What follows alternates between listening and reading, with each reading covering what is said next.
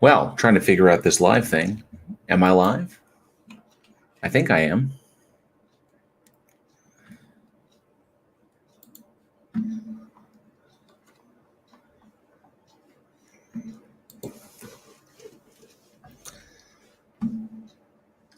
If you are currently with me, hang tight. Yes, I am live. Look at that. Holy shit.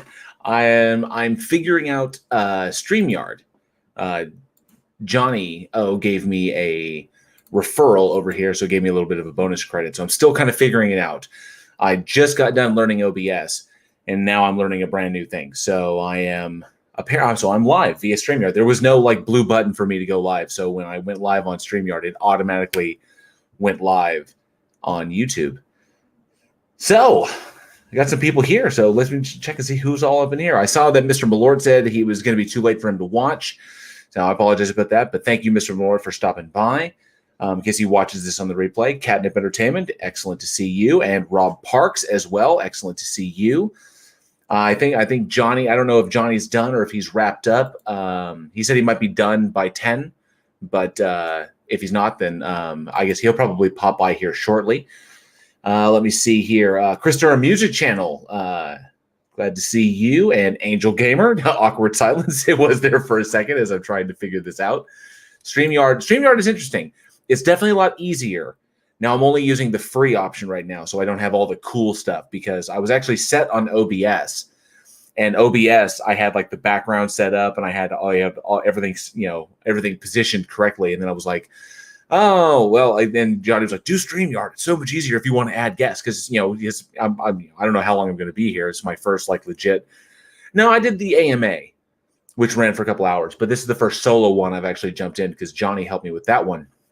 So I wanted to just get out here and because I'm so close to 1,000, maybe try to push it to 1,000 and see what happens there. So I figured I would do an AMA, discuss whatever. If people want to come on and say hi, then I'll definitely link them in and get them here in here with me. I think Johnny might want to stop by a little bit later. I see Kyle Ferguson. Thank you for letting me know that I was live.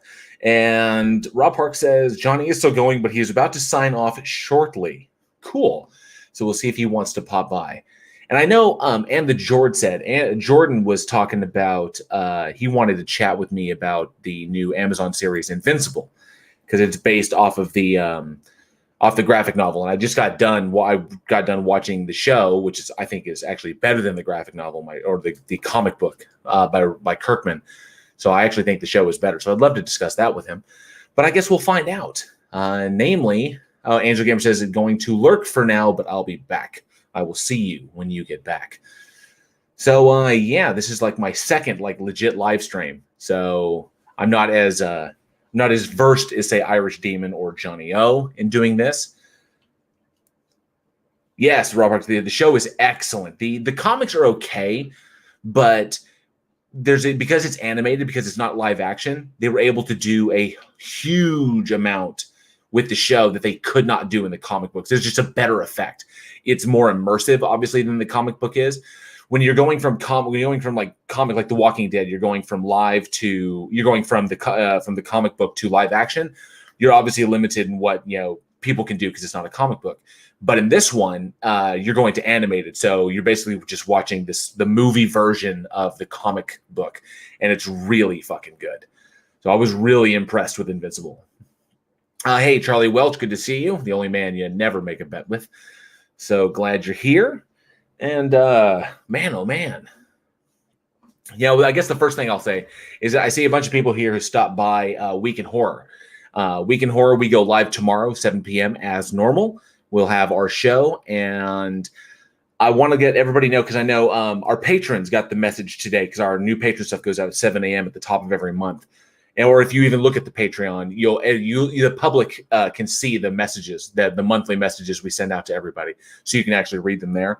We have huge news that I have been talking about and alluding to for the past couple of weeks, and we will be able to drop that news June 16th. So June 16th, there will be a tremendous announcement on that actually is, it kind of involves all of you. Everyone who stopped by and given Week in Horror listen, or any of our patrons, or anybody who's given us a like or a share or commented on one of our videos and helped us, with the dreaded algorithm. We have big news on the 16th, and we cannot wait to share it with you guys. So I'm so crazy excited about that. I cannot wait to share it. It's something we've been working on. Eugene's been hard at work. He's been busting his ass, and it's just an insane opportunity. And on the 16th, I will actually be able to talk about it fully. Well, all of us will be able to talk about it fully. So it's going to be a blast. So I cannot wait for that episode. I cannot wait for that one. And here in 3 weeks, well, 2 weeks. 2 weeks time on the 16th, we will give that. It's going to be a lot of fun. Oh, let's see. So not a ton of people in here. So pretty much what I'm going to be doing. I mean, there's not a lot of people in the chat. But this is pretty much discussion. Or laugh or chat or argue or whatever, or AMA, ask me whatever, and then we'll see if any guests want to pop on a little bit later. Maybe Johnny will pop in. I know PhD Tony's not available. Irish might stop by, or anybody else. I'll have anybody on, especially anybody who would like to discuss their theism with me. And what's funny is I tagged he who will not be named. We call him Derp or Dearth or whatever. I think you guys know who I'm talking about. I actually tagged him in the meta deal. So maybe he'll be watching. I don't know. It would be really funny if he was. But that's pretty much it. Just I wanted to hang out and see about potentially pushing myself to the 1,000, because I know it's less than 100. So we'll find out. Let me ask this. I'll interact with you guys until things start picking up. Rob, you said you're a huge fan of the Walking Dead book. It recently ended last year, I think. Kirkman finally ended it. So Kirkman and Adler finally ended it. What did you think of the end of how they concluded the series, the comic series? Because a lot of people were unhappy about that. They thought it did not do justice. Irish was in Johnny's chat for a hot minute, but said he had something to do. Well, Irish. He's a hot commodity right now. Everybody wants him on their streams, and he's always got shit he's got to do. Plus, he's prepping for the move to Ireland. I'm just moving to Oklahoma. He's moving to Ireland from Australia. That's wildly intense. So even considering Australia doesn't exist, but I kid. But yeah, he's got way more logistics he's got to deal with, and then of course. So we're just moving 5 hours north. It's really, really easy. As you can see, I have done no packing whatsoever in my office. Like, this is the last thing to do. It's going to be the whole house, and the only thing that will have furniture in it is my office, because I got to deal with a bunch of shit. You can see I've got a couple boxes here. I got a couple there. Rob says, I might need to come on for that one. In short, the ending was flawed, but he did like it. I was kind of torn. I thought that that the series had run its course. It had pretty much just gone on as long as it could. And yeah, eventually you'd expect, it's not, because it was Rick's story and then it became Carl's story. So I agree. I just think it was but it's also reflective of the series itself, because people would die, and they die in innocuous ways. That was just the horrors of that reality. And the fact that Rick got the drop, that a kid got the drop on him was just kind of a bummer. And it was just like, wow, it was this punk after dealing with Beta and Alpha and Negan and the governor, and it's a fucking chump kid. A soft kid who never had to deal with the zombie apocalypse is the one who gets to drop on him. That was just crazy. Oh, let's see. Oh, AJ Heeb is in. AJ Heeb is in. Good. Thank you. He says, good luck on the move. It's always a headache, no matter how far you're moving. This is true. It is a pain. Luckily, we don't have to worry about closing on anything up north. The property up north is already taken care of. It's already done. So we're going to go up there and just move our stuff in, and there's nothing we have to fuck with when we get up north. And literally, when we walk out of this room, I'm handing the keys to the realtor and just say, sell the fucker, and just be done with it. So just take it off my hands and send me a check. That's all I'm going to do. Or send me the escrow account. That's going to be it. NANA, one of my amazing patrons over there on Week in Horror. Thank you so much for stopping by. It's awesome to see you. Atheist Mando. Oh, Walking Dead. I just walked in on a good talk. Yes, Atheist Mando. We were chatting about the ending of the comic book series because the television series is not over yet. It's in the final. They're about to, I think, to kick off the final season. But we were talking about the end of the comic book series and how a lot of people were really disenchanted with how Rick died. And I was kind of like, I could see it. I was 50-50. It was like, yeah, that's kind of reflective of the reality they live in. But I was like, come on, this is Rick Grimes. 10 freaking or 11 years.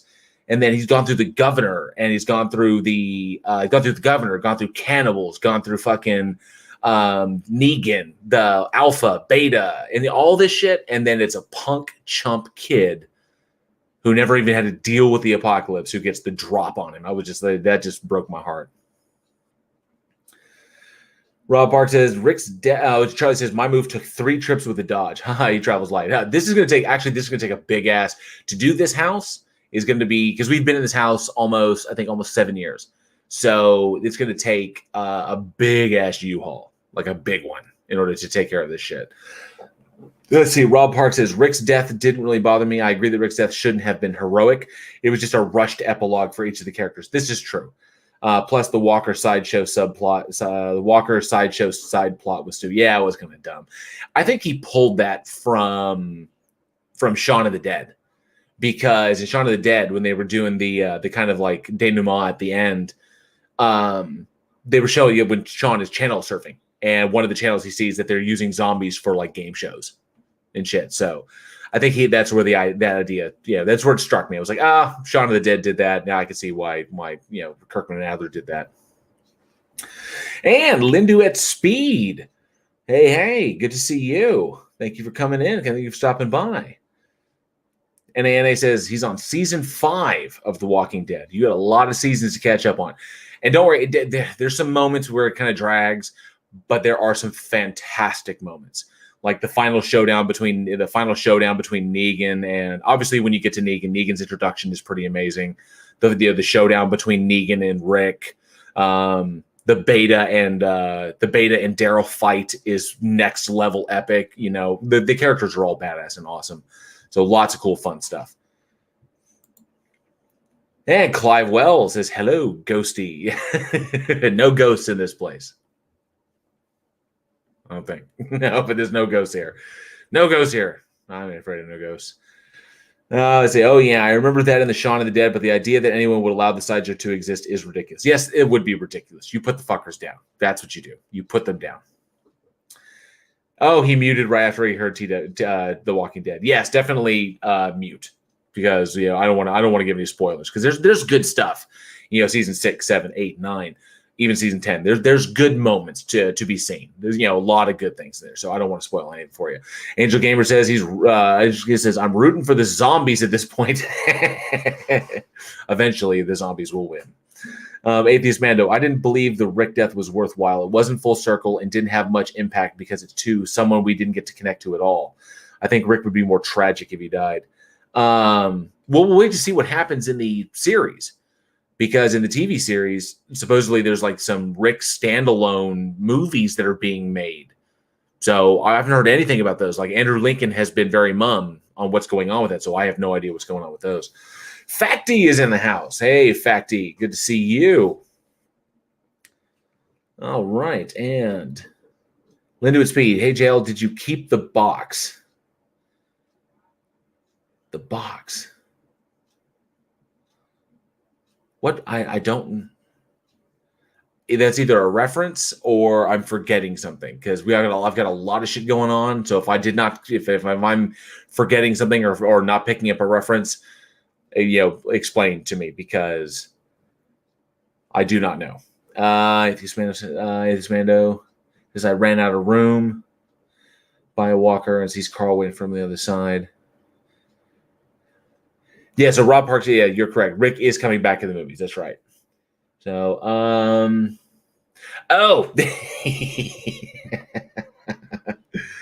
the special bot. Yes. So, we can actually chat about that. Let's see. Let's see if we have anybody else. Feral Cat. Oh, thank you, Feral Cat. Oh, it just says, JL, love your stuff. Wish I could communicate so clearly.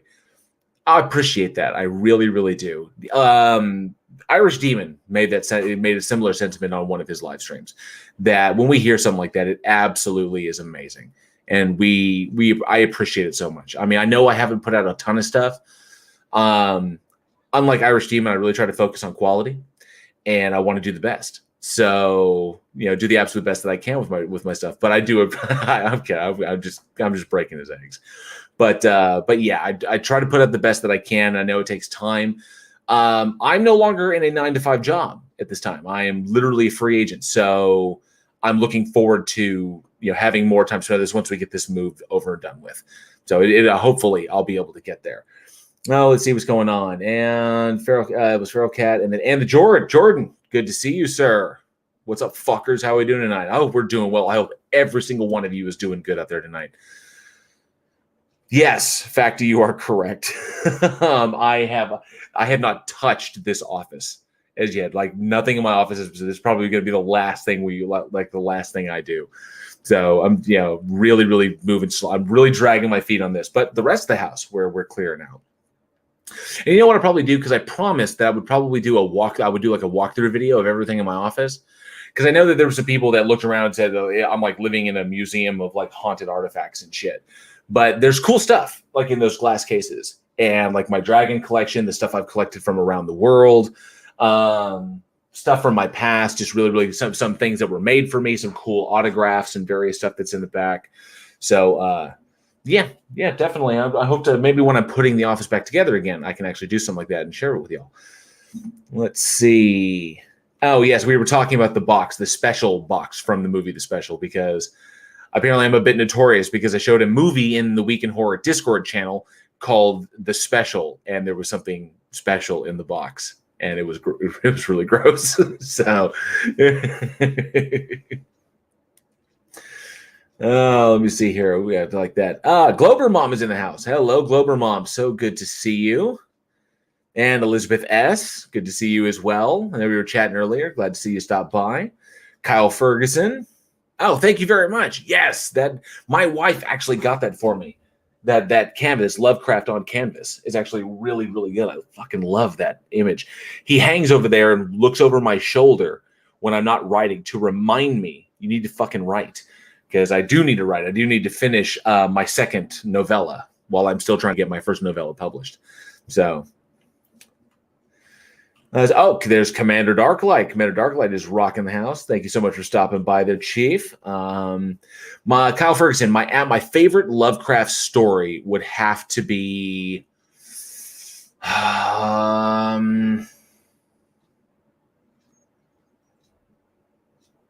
is gonna have to be The Rats in the Walls. The rat, although I'm a huge fan of the Cthulhu mythos, of the actual like Cthulhu stories and the stuff that references the old ones. That really references them, like Charles Dexter Ward, and of course, like oh damn it, shit, I fucking have them. I don't know what my problem is. I actually have them right here, like this. I keep it like right beside me. But The Rats in the Walls is my best because I have never read a story that conveyed paranoia like that. Even things from Poe, like The Telltale Heart. I've never, that just got me. It actually kind of shook me a little bit. That one will always remain with me. So definitely my favorite. Let me see. Yeah, the George said the fuck box. It was the hashtag. It was the fuck box. It absolutely was. Elizabeth S., what was the blob in The Special? The Special was, okay, so apparently it was like a cursed object. So you ended up having sex with it. You became obsessed with it. And then if you took it out of the box, it would die. But it would infect you. And then your body would shrivel up and fall apart. And eventually your head would become the new thing in the box. So it was like the thing in the box was the last person's head that he was like having sex with. And then his head became the new thing in the box. And the cycle would continue over and over and over again. It was really gross. Let's see. Andante. Okay, Andante from Discord. Good to see you. Awesome. We were just chatting earlier. So AJ says, was part or all of Gwyneth Paltrow in the box? We're mixing my movie references again. Oh, that's funny as hell. Let me see. Heat shield. You got some people to fall for the old dick in the box trick. Yep, there was a dick in the box trick. Yep, finishing my. Yeah, I'm trying to get my second one done. I got the first one done. It still needs some tweaking, just some adjustments here and there. I keep going back to it, but I'm trying not to change too much because I don't want to ruin it. Because there's some stories in there I think that are done. But you keep always wanting to go back and tweak a little thing. Do I want to say it this way, say it that way? That's what I'm dealing with right now. So hopefully eventually I'll get. I don't have enough to self-publish, at least self-publish like on a big scale. But I would hope to eventually be able to get the book in somebody's hands. I think it'd be cool. It's Lovecraftian inspired, so I hope so one day. Let's see. Atheist Manda says, I got myself some stories going. All take place same universe, but all have their own philosophical questions and meaning behind them. Interesting stuff. Rob Park says, Rats literally scared me. Literature really never does for me. Yeah, there's only 2 books that have ever, like Rats. The Rats in the Walls scared me, and so did The Shining. Stephen King's The Shining actually scared me. That one gave me the shakes. That one freaked me out. Yes, Elizabeth. OMG. Yes, absolutely. Says, I reckon Jail's middle name is Lovecraft. His first is Jesus. Yes, Jesus Lovecraft Warren. Yeah, that was yes, Elizabeth. It was extremely disturbing. Fred Knott says Clive Barker is the only writer to freak me out in the book. Clive's stuff. I mean, there's grotesquerie, but he does it. I mean, he does it in such a way that I think to me it never came off as grotesque. It came off to me as like almost alien. Like it was perceptions that were just so alien to me. I could kind of disconnect from it. It was like grotesqueries to that degree, trying to end that grotesqueries in a poetic sense, the way I always took it. Plus, he's got that whole psychosexual thing going on. Obviously, the issues that he's had because Clive is gay and the difficulties he had when he was young and he was coming up in England at I believe he went to a preparatory academy. So very, very difficult early childhood and all of that stuff, that kind of angst and that kind of fascination, because he had to get he had to kind of like explore sexuality under the table, like underground. So it was all underground stuff that he got his kind of earliest kind of like experiences from, and his earliest insight into his sexuality was through underground stuff. So you can see how it kind of informed his writing there. Not to mention a lot of rage and a lot of guilt. So let's see, just her pretty little head. Yes, yeah, John Doe. So I took a souvenir. Her pretty head.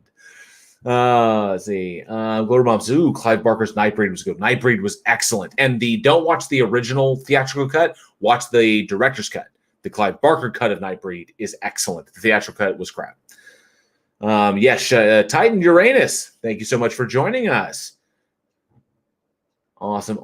And Fred Knotts. I think I said hi to Fred Knotts and Heat Shield. But hello. If I miss saying hello to you, I do apologize. But Titan Uranus, yes, The Shining was disturbing. That one got me. The hedge maze section got me. And somehow King was able to weave it in the story that there was a disorientation effect to the hotel, where you always kind of knew where you were. Like you knew where you were like in the hotel, but you didn't know where how to describe it. It felt like the hotel was larger on the inside than it was on the outside. So there was a disorienting effect when you're inside, because I know I'm in this room. I know I'm on the second floor, but I'm not 100% sure where on the second floor I am. Weird stuff like that. I think he just got, the way he wrote that was just beautiful. Elizabeth S. says, Facty, I'm Ukrainian, French, British, and Dutch. Do you know what you are? Ooh, I am Scotch, Irish, and German. German on my mom's side, Scotch, Irish on my dad's side. The records on my mom's side go back quite a ways. The records on my dad's side, not so much. They pretty much go back to the, where they crossed where they came here to the Atlantic, and then going overseas, it gets really, really muddy. So, like Heat Shield, I also lick windows when required. Facty. And Heat Shield says, from a Buick 8 got to me, but nothing else. Car guys have different weaknesses, I guess. What about Christine? Let me know what you thought about that one, because Christine was really good. The relationship between the guy and the car, the possessed car. Don't know. Rob Parks says, the only horror story that has stuck with me other than Rats was King's The Long Walk. It was the inevitability of death that struck me. Yes, The Long Walk. Do you know that they're adapting that? They're adapting. They're making a new adaptation of The Long Walk, and hopefully it will be amazing. Also, I saw the trailer for recently for Lacey's Story with Julianne Moore and Clive Owen. That looks like it's going to be amazing. I cannot wait for that. I'm glad that we're entering into a phase of filmmaking that we can actually adapt King's stuff and make it solid, and that like respect for his work as an author, where it's not just like, oh, let's adapt King and make some quick bucks like, Maximum Overdrive or shit like that. But we're getting some legit films like Gerald's Game and 1924, I think it was 1922. Fucking the stuff that came out on Netflix, the stuff that's come out recently, except for the Dark Tower. Dark Tower was kind of weak, but I think there's a new tide. Obviously the It films. I cannot wait to see Lacey's Story. It's going to be amazing. Let's see. Thank you, Elizabeth S. Yes, I'm very proud of my genealogy. I can trace my mother's side back to the late 1400s. But my dad's side, it goes back to about the early 1800s, and then it just kind of peters out. It's difficult because a lot of people didn't go by their surnames, or they didn't track their surnames before they came across here. So it kind of tracks up into northern France, to the Varennes Valley, because Varennes, into the Varennes Valley. But when you get north of that and you start heading out to the west towards the Isles, things get really, really muddy. So unless you were directly tied into one of the larger clans, it was very, very hard to like keep a name. Especially with these kind of like nomadic families that were just kind of running around. So it's difficult to tell where my family came from until they hit the States and records got better. Let's see. Fred Knotts says, Nightbreed, the movie freaked my wife out so bad I'm not even allowed to mention it around her. That's intense, Fred Knotts. Big time. Glover Mom says, I read the book and saw the movie of Nightbreed. I need to find the director's cut and watch it then. Thank you. You're very welcome. Definitely check that out. It's re-edited, and there's some additional footage. There's restored footage that gives better clarity to the narrative. I think you really, really like it. Titan Uranian says, you didn't know when you were, for sure. Absolutely. Agreed. Absolutely. And as Charlie Wolf's genealogy is very cool. I actually did the ancestry thing. I'm thinking about doing the DNA thing, like the 23andMe, or is that what it's called? Something like that. I'm thinking about doing that and just seeing where my background. That may provide a little bit more information, at least where my family hails from, genetically speaking. I'd like to know where that was. That might help to narrow some things down. Let's see. Ash versus Evil Dead. AJ says Ash versus Evil Dead had a good position. Yeah, that car scene was awesome. The arena fight, like the arena fight between Ash and the oh god, the friggin' starts with a D. Son of a bitch. I can't remember the name of the Delta. The Delta. I knew I'd remember it. God, there's too much worthless knowledge up in there. Let's see. Elizabeth Facty says, I'm half French and half French on my parents' side. Does that mean you're all French? Is Facty all French? Rob Park says, that is not going to be good given the track record of King's work. Well, I guess we'll see. We will definitely see. Heat Shield says, indeed, but it was overdone in the movie, which I saw before I read Christine. Gotcha. Let's see. Atheist Man says, I haven't come up with a name for this series yet, but I do know that all the stories would sort of connect in the gunslinger sort of style with King's universe, practical science mixed with sci-fi. Very cool. When you get it done, be sure to shoot me a link so I can either pre-order a copy or where I can buy one. I definitely, if you put it on Amazon, where I can buy a digital copy, I'd love to read that. Titan Ray says, the Christine movie was almost better than the book. The book dragged a bit. I thought Carpenter's take on it was definitely more succinct. One thing that I really am proud of is I think if I can do this, I can show you. I was like, why? Yeah, all I have are Carpenter posters up there.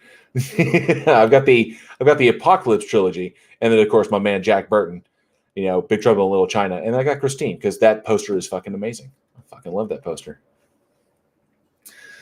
So thought you might be able to take that, but yeah, some of the cool stuff that I have here. Let's see. Charlie Welch is a huge King nut. Yes, Lacey's Story. It's going to be so fucking good. And In the Tall Grass. Yes, Charlie Welch. In the Tall Grass was really creepy. And I think that was co-written. That was him and his son Joe. And I'm glad to see Joe is getting out there and reading, getting out there and actually, really making stuff. So it'll be good. Generational horror. And the George said, I think that Poe sold the overall feeling of dread and paranoia better than any author I've read. I was scarred by the Cask of Amontillado, and I hear the beating of the Telltale Heart in my nightmares. And I think Poe took some inspiration from HP. Just because he was in Baltimore, HP was in Rhode Island, was in Providence. And I think Poe took some inspiration there. But Poe, I mean, obviously his life was an absolute fucking his life was a Greek tragedy. So he had his own inspiration. But I think he took some from HP stuff, especially because HP was corresponding with everybody.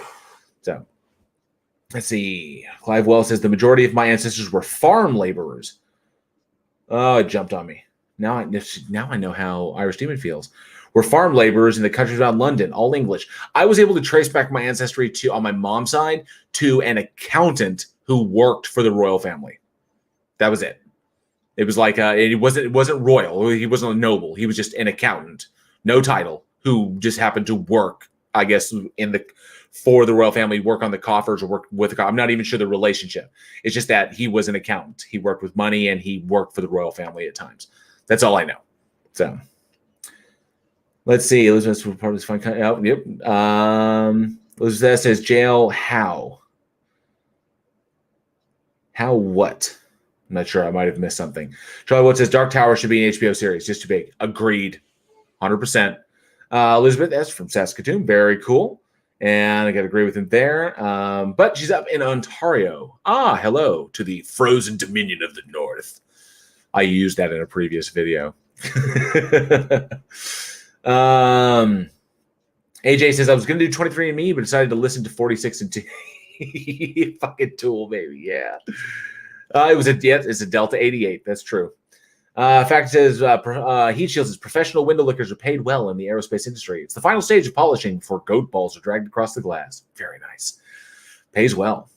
Fact says asks, will my new office be bigger? I think so. Angela has been up there. My wife has been up there to go check it out. I think my office space actually is larger, and we sacrificed it because our bedroom is smaller. So our bedroom is actually like literally on the other side of that wall. That's our master, and it's actually a lot larger than this room. But I think I have a larger office, but a smaller bedroom, so it reverses. But I'm looking forward to it. It means I can put more shit on the walls and make it look even more insane. Let me see. What are you chatting? Brian Casper, good to see you. Thank you so much for stopping by. So what are we chatting about? We're chatting about anything and everything. And I'm trying my best to keep up with the chat. So, because it's just me. So I'm trying my best to keep up with the questions, make sure I don't miss anything, but it's pretty much anything and everything. I'll chat about whatever, because this will probably be the last time I get to be just do any YouTube content before I move. So before I disassemble all of this stuff in my office and I actually have to move. The video series that I'm currently working on is it's too big. There's too much editing. I'm not going to get it done in time. So I wanted to at least go live one time and at least say, hey, we'll see y'all. And the next time you see me, probably live will be up in Oklahoma. So I wanted to at least go live one last time before we do the big move. Let's see. Fred Knotts, JL, will you break into when you break into a house but can only steal one thing to annoy the homeowners? What do you take? I have been asked this question before. What was it? What did I say?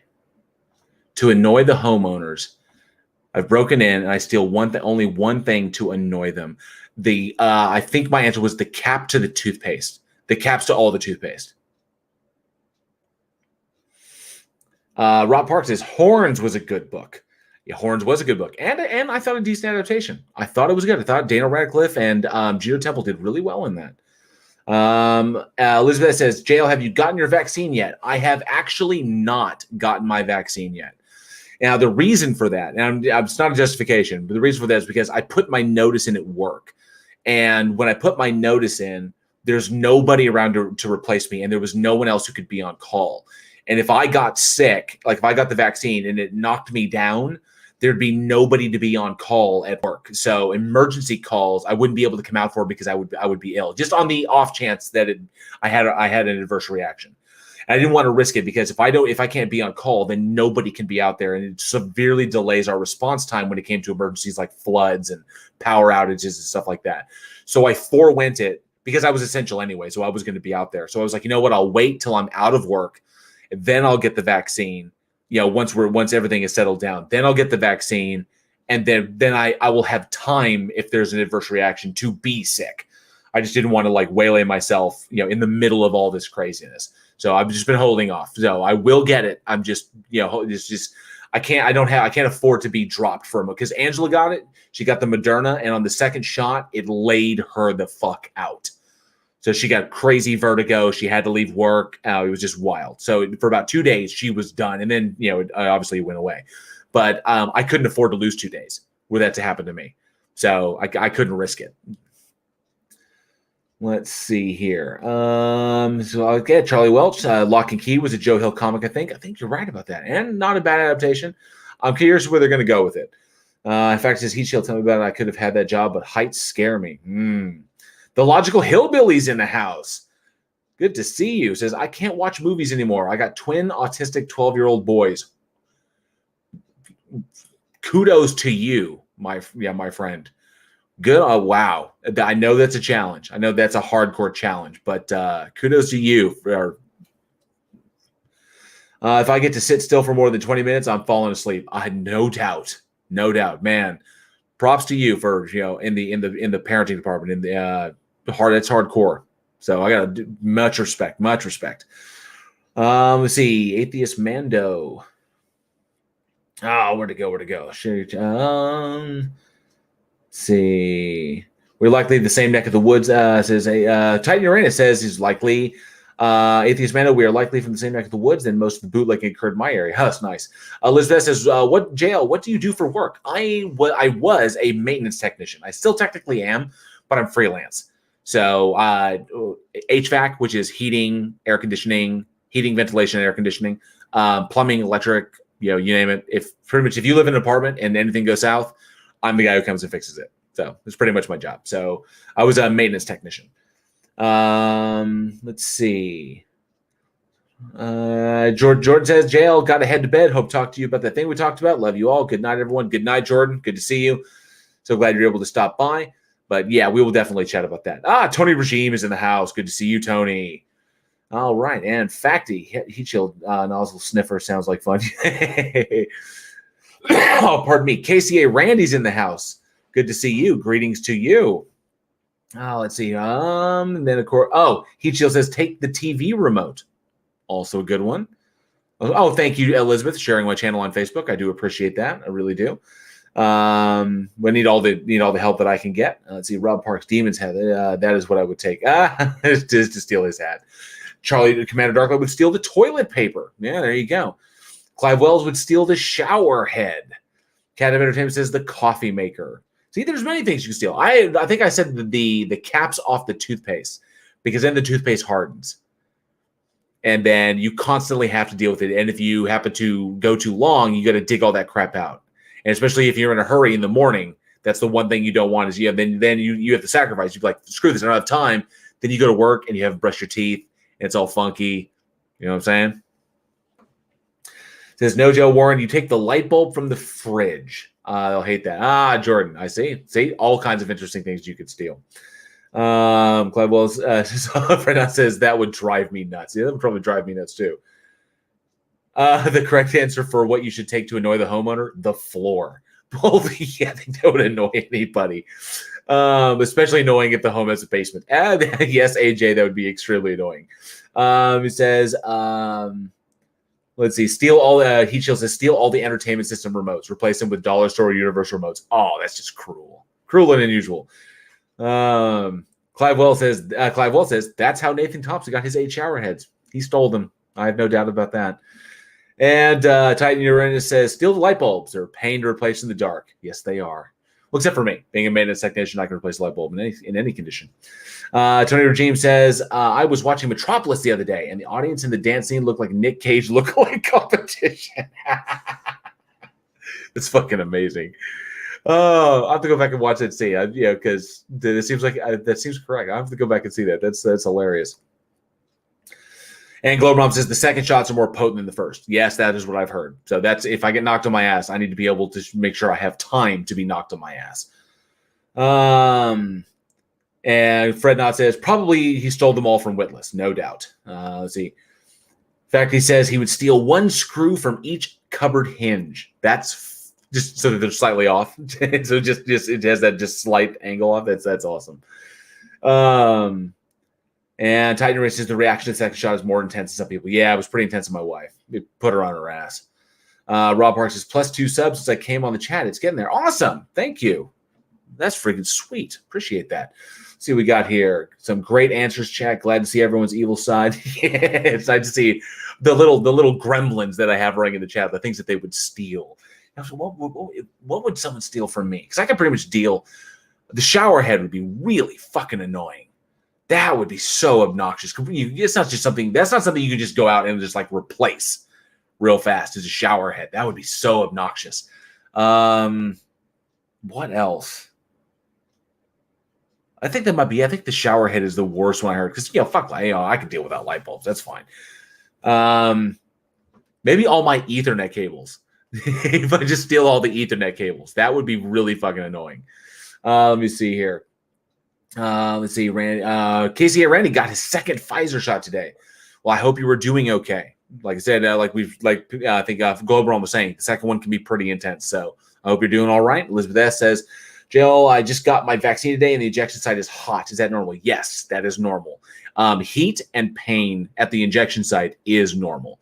Let me know which kind you got, whether it was like it was Pfizer, Moderna, J&J. Let me know which one. Let me see. Titan Rand says we're supposed to have more than one side. Apparently. Not sure. I may have missed something. Oh, dang it. I'm trying to run through the chat as fast as I can so I can catch up. See, Clive Wells says the second dose of the Myrna vaccines have more side effects than the first for the adenovirus vector vaccines the other way around. Damn. It's rough. Logic Hobo says, thank you, brother. It's rough as hell and beautiful all at the same time. Damn, Skippy. That's the only thing. You see, this one thing. Angela and I don't have kids, and we don't plan to have kids. But that is an experience I know. Unless, I plan to be the cool uncle. My brother can have kids, which is fine with me. I plan to be the cool uncle. But there is got to be an experience to being a parent. And especially there's a moment when you're teaching kids, and then when you teach them something, you see those gears turning. And I've seen that before. I really, really loved that. And it got me. I was like, wow. And then you have your own kid to see that all the time. Yeah, but we decided not to. We have puppies instead. We have we have rescue dogs instead. So, but good on you, Logical Hillbilly. Keep up the good work, man. You keep it up. I know it's tough, but you're a badass. And Rob Park says, I believe my shot sites were warm for a short bit. Yeah, they probably were. Let's see. Global says, I would make on the foot pads on the stove. I would make the foot pads on the stove lower than the others before I left. It's funny. Let's see, Elizabeth. Next day, fact says next day's arm was a little sore. Yeah, my wife's arm. She said her arm felt like it was heavier than the rest of her body. So it was pretty intense. Elizabeth S says, I would steal the TV and the cords and the remote. Well, just might as well steal the TV while you're at it. Rob Parks had the Pfizer vaccine. Let's see. Oh, it jumped on me again. Oh, but I'm almost there. Catnip says it's time for bed. Good night. See you all. See you, Catnip Entertainment. Thank you so much for popping by. Yes. And knocking down vax misinformation. Yes. Good on you, Fred Knotts. You need to be spreading more good information and less bad information. Tony Regime says he would steal the toilet seat. Also very, very well. More annoying to the ladies. Not really annoying for us, but annoying to them. Rob Parks says he would steal my koala. Not my koala.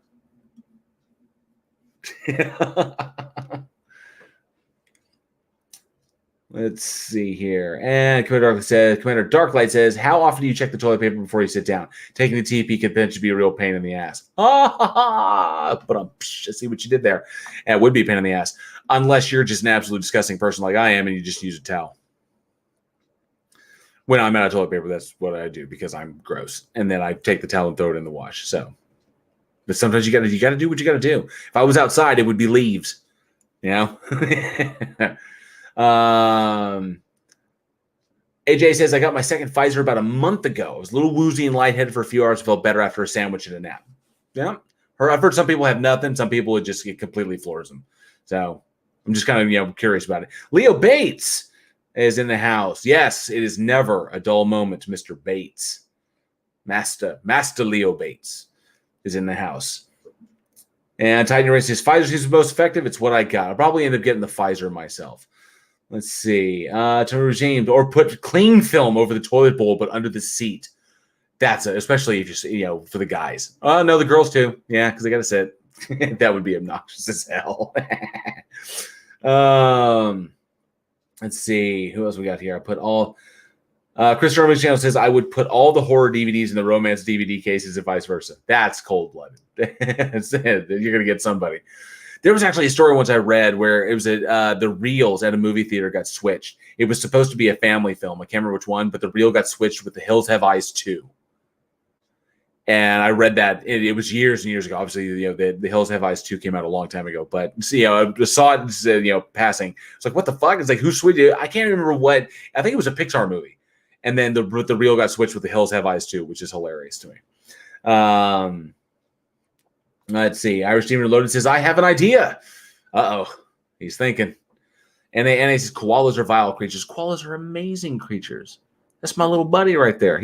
Irish Demon sent him to me, and he has been there hanging out with me the whole time. They're friggin' awesome. Drop bears are vile creatures. Watch out for them drop bears. Commander Dark, let's see. In fact, he says leaves, been there, done that during hunting. Yeah. Let's see. Charlie Welch, switch their family photos with people from catalogs. That's funny. Heat Shield. Let's see. And I think I'm caught up with the chat. Let's see. Irish Demon Reloaded says, got to go hit the shower just now, jail, but check my Discord. I will check my Discord right quick. He sent me a message. How nice of him. Oh, Rascal sent me a message. Rascal, let's see. He invited me to a server. I will check that out here in a bit. But what did Irish send me? Irish said, I can stream a bit of this if you want. Might drive some new folks your way. Awesome. That'd be cool. Fantastic. We'll go shower up, homie. I know he's doing the outside stuff, wandering around Australia. Let's see. Prime Red is in the house. The man who actually got me started on doing YouTube content. He was the inspiration behind my very first video when I kind of launched JL with the brand JL Warren. It was Prime Red because he did a quick coverage of JM Truth's Superman video. And I watched it and was like, holy fuck, I have to destroy this thing. So I got on my ship and I nuked that fucker from orbit and put out a video. It was the very first one my very first, created content, and it went pretty well. I think I've improved since then, but it was a lot of fun doing that.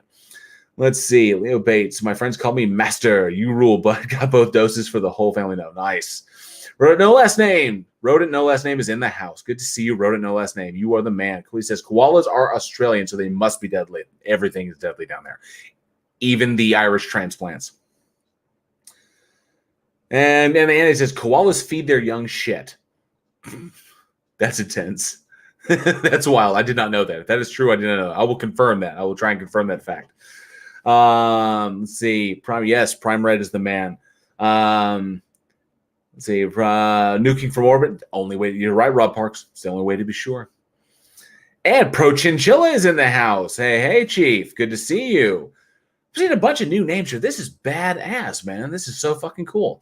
Fred Knott says, my wife and both kids and I have had both doses, 3 Pfizer and 1 Moderna. Man, I'm glad that you are vaccinated and you are all ready to go. It must be very nice to go into, I know it's cool to go into public and not have to wear a mask, not have to social distance, be able to go back to normal and everything. That's fucking awesome. I actually kind of dig wearing a mask in public. I do. I don't think I have much of a face just, to look at, but the mask makes me seem more mysterious, especially with the beard coming out from underneath it. I think people look at me and go, So I actually kind of dig wearing the mask. Even after I'm vaccinated, I may still keep wearing the mask. Let's see. Irish Demon Reloaded says true story. So apparently, yes, koalas feed their young shit. I guess they do. Well, all they eat is eucalyptus. So it's literally just eucalyptus leaves and water. So, I know it's poo, but if they can digest it and they can get nourishment from it, then, yay, nature. Let's see. Rodent No Last Name has got a possible lead on a guest for Week in Horror. We'll let you know when I know. Absolutely. Let us know. You know where to hit us. weekinhorror@gmail.com. Let's see. Oh, I saw Prochilla. Bro, you don't remember? Oh, I was banned from the Reformation server. Yes, I do recall. It's just the first time I've seen you here. It's pretty awesome. But yes, I think we've all been banned from the Reformation server, even the people who haven't been there yet. Atheist Mando says nukes and sci-fi shows and books are stupid. Just hit the object with the damn rock with turbo thrusters. A big ass rocket. Elizabeth S says, what animals do you have currently? What animals do you wish you had? I have dogs. I have 2 rescue dogs, Jingles and Shotzi. Jingles is the male, Shotzi is the female. Shotzi's a little bit younger than he is. We picked them up off the street when Jingles was a year and Shotzi was 3 months. She still had her baby teeth. They had no identifying, no tags, no chips, no nothing on them. So we took them home and we just fell in love with them because Jingles is, it's ridiculously smart and just crazy intuitive. So he was a beautiful dog. He's a blonde. He's a blonde and black German Shepherd. Shotzi is black and tan, but she's half German Shepherd, half Pit. So unfortunately, she's built a little awkwardly. She's got the body of a Pit and like the head of a German Shepherd, like no neck. So she's kind of bad genetically, but she's an absolute sweetheart. Love them both, and I just want more dogs. More dogs. I love dogs, and I would like to have more dogs. Maybe a horse one day, but I wish I had more dogs. That'd be really cool.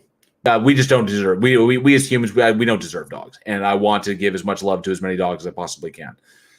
So, and Charlie Watch says, I also kind of enjoy wearing masks. There's something cool about it. Walking around like a Mortal Kombat character. Absolutely. Let's see. NA says, I like wearing a mask since I'm ugly as fuck. I don't think you're ugly as fuck, dude. I don't think I've ever seen your face, but I doubt you're ugly as fuck. But it is something cool about it, because especially if you got like some beard hanging out underneath there, it's pretty badass.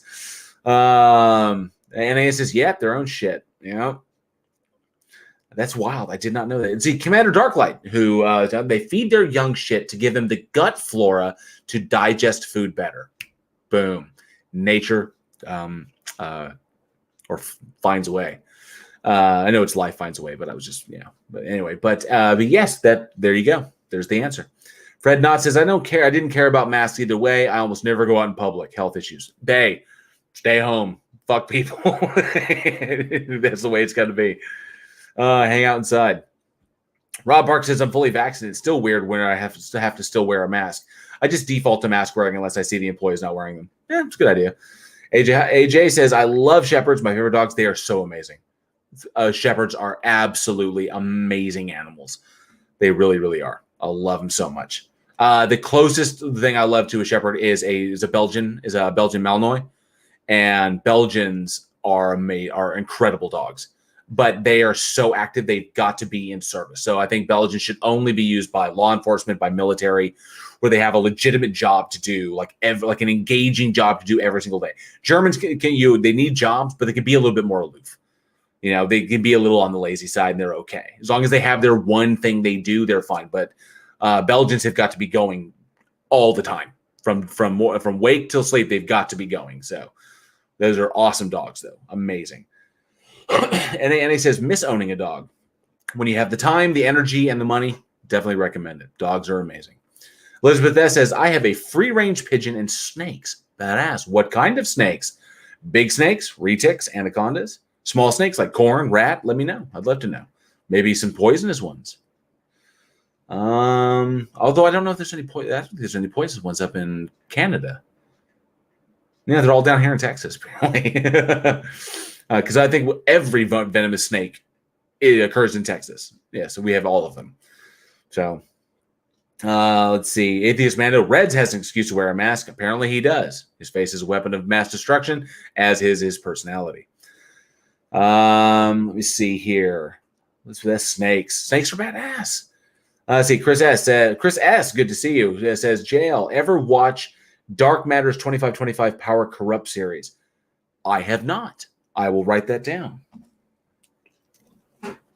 Dark Matter's 2525 Power Corrupts.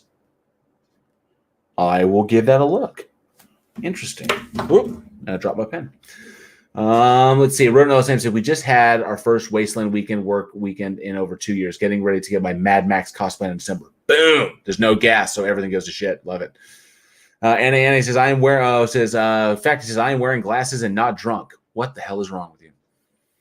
Elizabeth says, a ball pythons and a Western hognose. Hognoses are awesome because they flip over and they play like and they do the upside down thing. It's fucking hilarious. And Anna said, he had a German short-haired pointer named Rocky. That's badass, dude.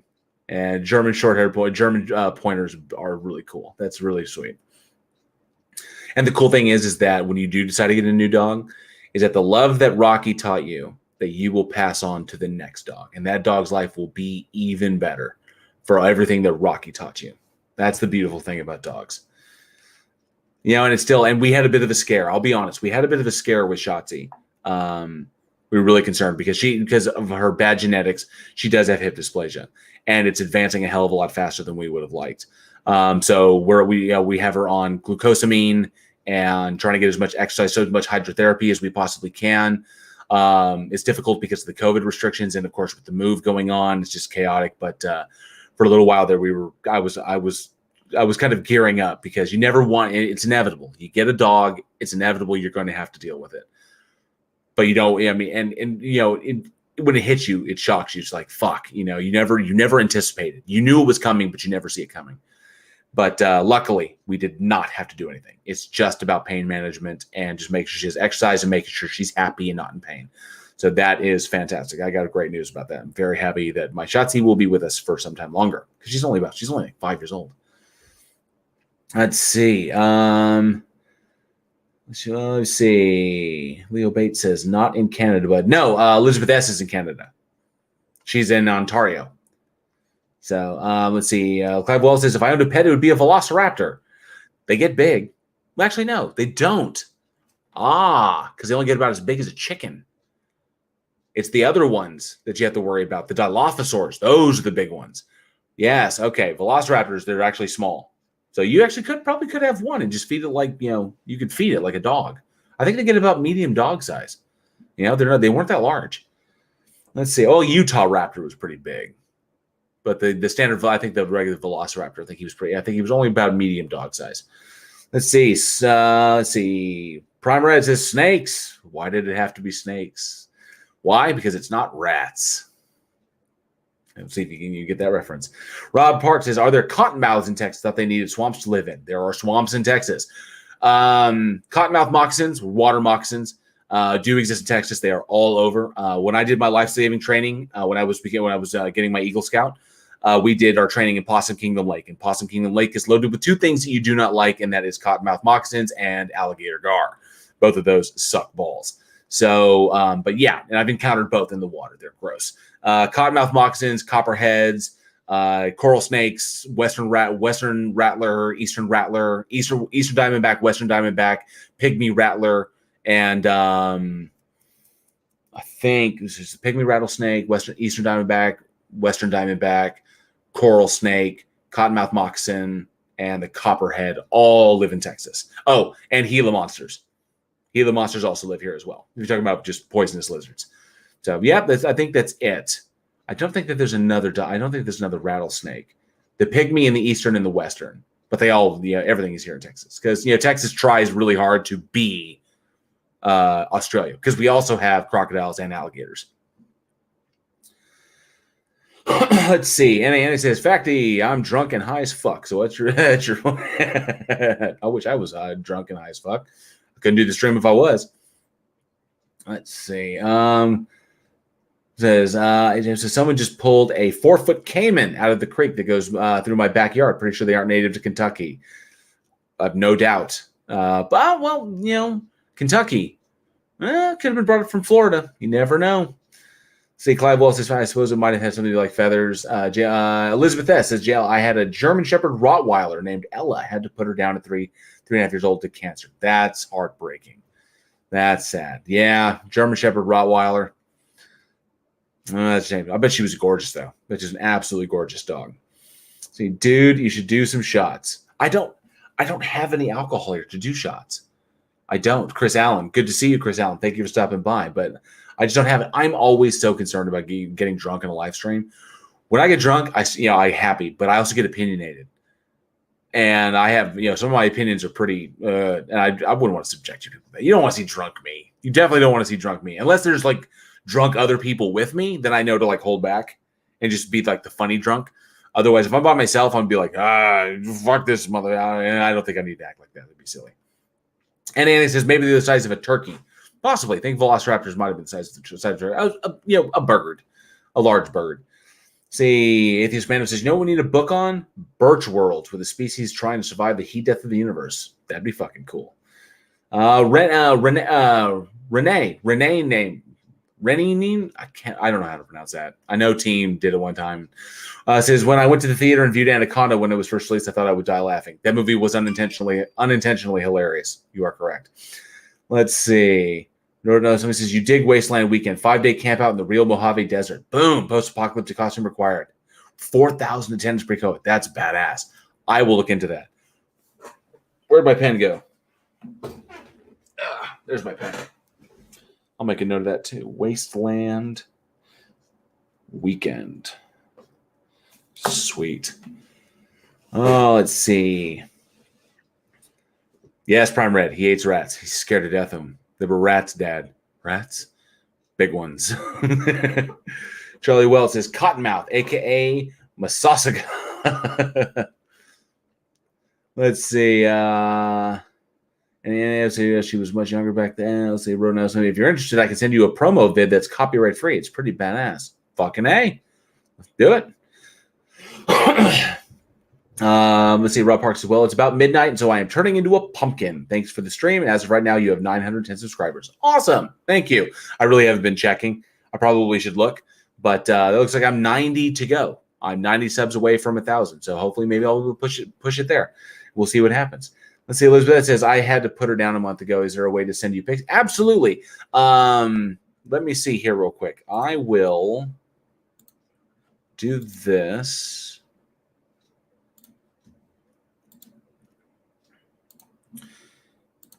In the chat, I am putting a link to our Discord, to Week in Horror's Discord. You can join that Discord and you can message me directly at JL.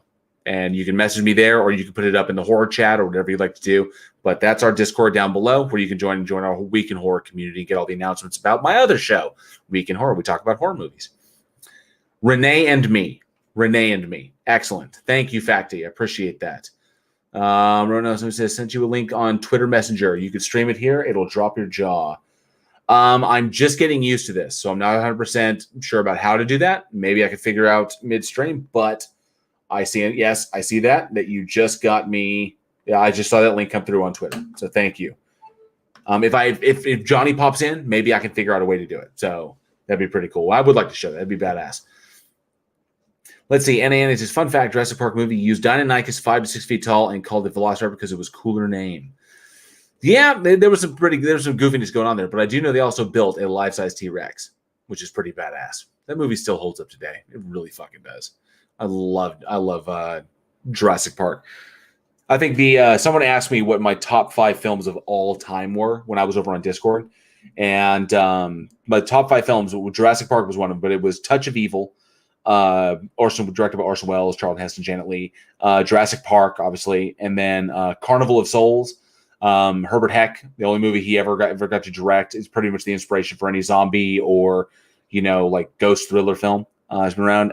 The Thing, John Carpenter, obviously love it to death, and 2001: A Space Odyssey, Kubrick, was a film that absolutely inspired me as a filmmaker. So let's see. H. Jasper E. Good to see you. Thank you for stopping by. I love seeing all these new names. It's so awesome. And Renee and me. Awesome. Now that I know how to pronounce that, I will not forget. It says, H. Jasper E. Good to see you. Let's see. And Elizabeth says, yes, I was there last week. Yes, you can DM me there, Elizabeth. Absolutely. Anytime. And Prime Red says, it's time for us to collaborate on a video. Stop. Collaborate and listen. Yes. I would love to collaborate on a video with you. Once I get to Oklahoma and things are settled down, you will definitely be seeing a lot more of me. I know that sounds like a threat, but you will. I promise. Let's see. Charlie Welch says, huge Jurassic Park fan. Movie came out at the perfect age. 1996. Man, I was 16 years old sitting in that theater, and seeing that Brachiosaurus just brought me to tears. I will not lie. I'm proud. I'm proud of that. I saw that Brachiosaurus and just cried. I was like, that's a fucking dinosaur. This is like I almost cried when I saw Tony Stark as Iron Man for the first time. I was like, it's fucking Iron Man. Iron Man is real. And I just freaked out because that was just the nerd in me. But I was 16 years old, 1996, sitting in that theater. I was sitting next to my dad, sitting next to my brother. And I saw that freaking dinosaur. And I was like, I started crying when I saw that Brachiosaurus for the first time. My dad says, like, whoa, look at him crying. And I was just like, But yeah, that Brachiosaurus got me every time. Still get chills. 40 years old. Actually, I turned 41 tomorrow. Tomorrow's my birthday. Almost 41 years old, and I still get chills when I see that Brachiosaurus. Chris S says, oh, Chris S, good to see you. JL says, what are your plans for the channel's future? Sorry if you've gone over it already. No, I plan on expanding, doing a lot more. I want to host debates on this channel. On my personal channel, I want to host debates here. I want to have guests on. I want to expand and do what Johnny does and what Irish does and what PhD Tony does. Only I will not put people to sleep. My quality will be much better, and I won't just focus on the news. Not that I'm sliding the other guys. The other beardsmen of the apocalypse are amazing dudes, and I would not have the confidence to do this if it were not for them. But I do. Predominantly, I focus on atheist and theist content and debunking theist claims, debating theists on, irrational beliefs or the rationality of their beliefs or the lack of justifications. And I typically try to bridge the divide, to try and bridge, because that's, in my eyes, the way I view it. Religion causes societal divide that does not need to be there. It really, really doesn't. And just by virtue of believing in something to a dogmatic degree that theists do, it creates societal divide. We as people, we are not born hating other people. We are not born judging how people look or how people dress or who people love or what they eat. These are not judgments that we are born with. These are judgments that we are taught by followers of these religions. Okay? Children don't judge like adults do. Or they don't even judge until they're taught to judge others. That societal divide has to end. And we can end that by bridging the divide, by bringing rationality, by bringing critical thinking to the conversation. That's what I want to do. And I hope to bring you a lot more of that in the future. Let's see. Wrote an LS name. Said, don't forget to hit that like button. Yes, please smash the like button. I always hate promoting myself. I had a conversation with Team. I was out to dinner with Team, Johnny, and my wife last night. We went out to a Brazilian steakhouse, and they were letting me know that I have always been very hesitant to cover videos that other people have covered. These guys, their careers are red hot, and they know exactly where to go to get their source material. I myself, I'm still kind of learning, and I know where to go to find stuff. But I'm also extremely busy outside of my personal channel. I've got Week in Horror, which keeps me actually have to watch horror movies for a job now. And so the difficulty is that I just it was a matter of time management. And then when I was able to find someone else did. Now, Godless Engineer did cover the Muslim Skeptic video, and I covered that one as well because I felt that my positions were, I felt that GE dropped the ball in that, and there were things that he could have pointed out that he should have pointed out, and he did not. So I wanted to cover and be like, because I knew that my video would be, fundamentally different than his. But if someone else get like Creaky, I know I need to do a Dan Powell video.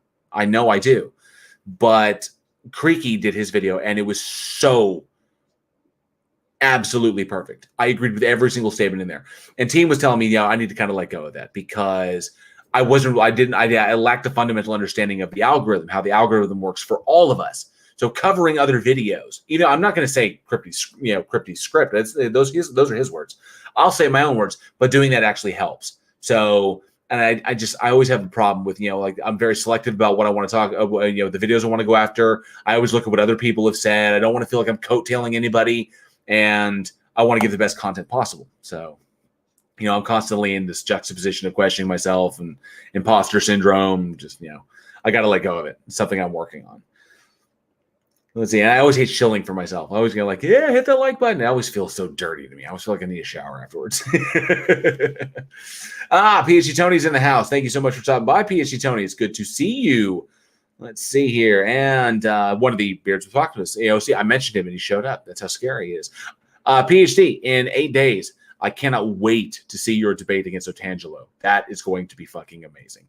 I'm deeply looking forward to that. Atheist Mano says, look up the Ghost in the Darkness. Ghost in the Darkness. The Lions of the Savo Lions. I do remember that. I've read about the story in real life, what happened when Colonel Patterson was able to take down those lions. Obviously, the dramatic artistic license that was given to the movie, but the Savo Man-Eaters was pretty badass. And one of the stops when I go up north, I do plan to eventually make it to, I've been to Chicago, but I want to make it to the Field Museum to actually see them, to actually see their kind of restored taxidermies. I want to actually check those out. Prime Red says JP was 93. Fuck, I was 13. Never mind. It wasn't 96. It was 93. He was right. Came out in 93. He was 13. I was 13 as well, Charlie. I was. And thank you, AJ. Thank you for saying happy birthday. And Facty, thank you very much for happy birthday, because I do, what is it? It's 11:08. I'm tomorrow, the June 2nd. That's my birthday. So tomorrow I turn 41. I am the big 4-1. It's all downhill from here. Let's see. And NANA says, Mr. Jack, don't know what he said. PhD Tony saying hi. Princess says, JL Warren, definitely look into Shannon Q's channel. I love Shannon Q as well. I jumped on the Shannon Q train. Oh, and it says 43 on the 30th. Boom. Badass. Aren't we Geminis awesome? Geminis are fucking amazing. In fact, he says we are born naked and we should stay that way. Absolutely. Charles S. says, JL Warren, definitely look into Shannon Q's channel. I love Shannon Q. Since she loves talking about how the brain and how it can be used to debunk these claims. I love Shannon Q. I love her approach. I love her psychology background. Her background is different than mine, and she's further along in her education. I had to stop with my bachelor's, and mine was in forensic psychology. That was my focus. But she went much, much further, and I love how sharp she is. Her debate against Darth Dawkins was absolutely amazing, because as I found out today, Shannon Q debated Darth Dawkins, but it wasn't planned to be that way. It was supposed to be Red's rhetoric.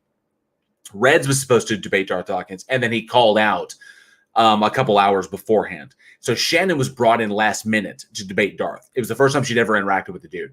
And the fact that, and she was already kind of like, I think she was like a glass and a half of wine in, and she just had no tolerance for his bullshit and went right for the jugular in dissecting his shit. And I thought that was brilliant. It was hilarious watching him fall apart. So much fun. Let's see. Clive Wells says, PhD Tony hates literature except the adventures of Tom Bombadil. PhD Tony, you've got to tell me. I do not know where this hates literature thing came from. This is obviously an in-joke for one of your videos or something you said in the Jessica G stream. I'd love to know the backstory of this whole PhD Tony hates literature, considering the metric ton of books you've read in your life. Maybe that's why you hate it. I don't know. I'd like to know the details. Chris S., thank you for the happy early birthday. Facty says, did you get meat flung at you during dinner? No, I had tongs. I had tongs to protect. Actually, no, wait. I did have a piece of meat kind of flung at me. The guy cut, he had, I can't remember what meat it was, but he put it down and then he was cutting it, but the top cut was small and I couldn't get the tongs to it in time. And he cut it and it threw off and it hit me in the lap and fell on the floor. And he was like, oh, I'm so sorry. It's all good. Then he cut me the next piece. But it does happen. Brazilian steakhouse. It's bound to happen. Let's see. Facty. What is that? Oh, it says, NAA says you are or want to be a nudist. I think nudist, baby. That's where it's at. Except don't, put on the sunscreen liberally. Clive Wells says, what do you think of Otangelo? Is going to debate Tony. What do I think? Otangelo versus PhD Tony is like putt-putt versus the Masters. And putt-putt, and I'm not talking Happy Gilmore putt-putt. I'm talking single lane, one hole, made for 5-year-olds putt-putt. Otangelo does not know what he's in for. He really doesn't. But I am looking forward to it, because at least Otangelo is okay to talk to. He's not like Darth or some Darth's idiot sycophants like Tone Lock or fucking who are those other dingbats that circle around him and just can't take their tongues out of his ass. But yeah, at least Otangelo has a mind of his own. Otangelo will question things, and he questioned Darth, and he got bit for it as well. So I look forward to the Otangelo PhD Tony debate. I really do. According to Team Skeptic, said meat was flying. Apparently, yeah, it kind of was, But I was also going through it pretty. I'm a big dude, and I can eat a lot. So I didn't get the meat sweats this time, which is awesome. I'm very proud of myself. I did not get the meat sweats this time.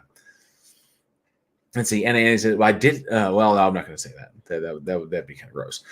See, NANA says, PhD Tony, yep. And then Arona says, hooray, it's Palm. Yes,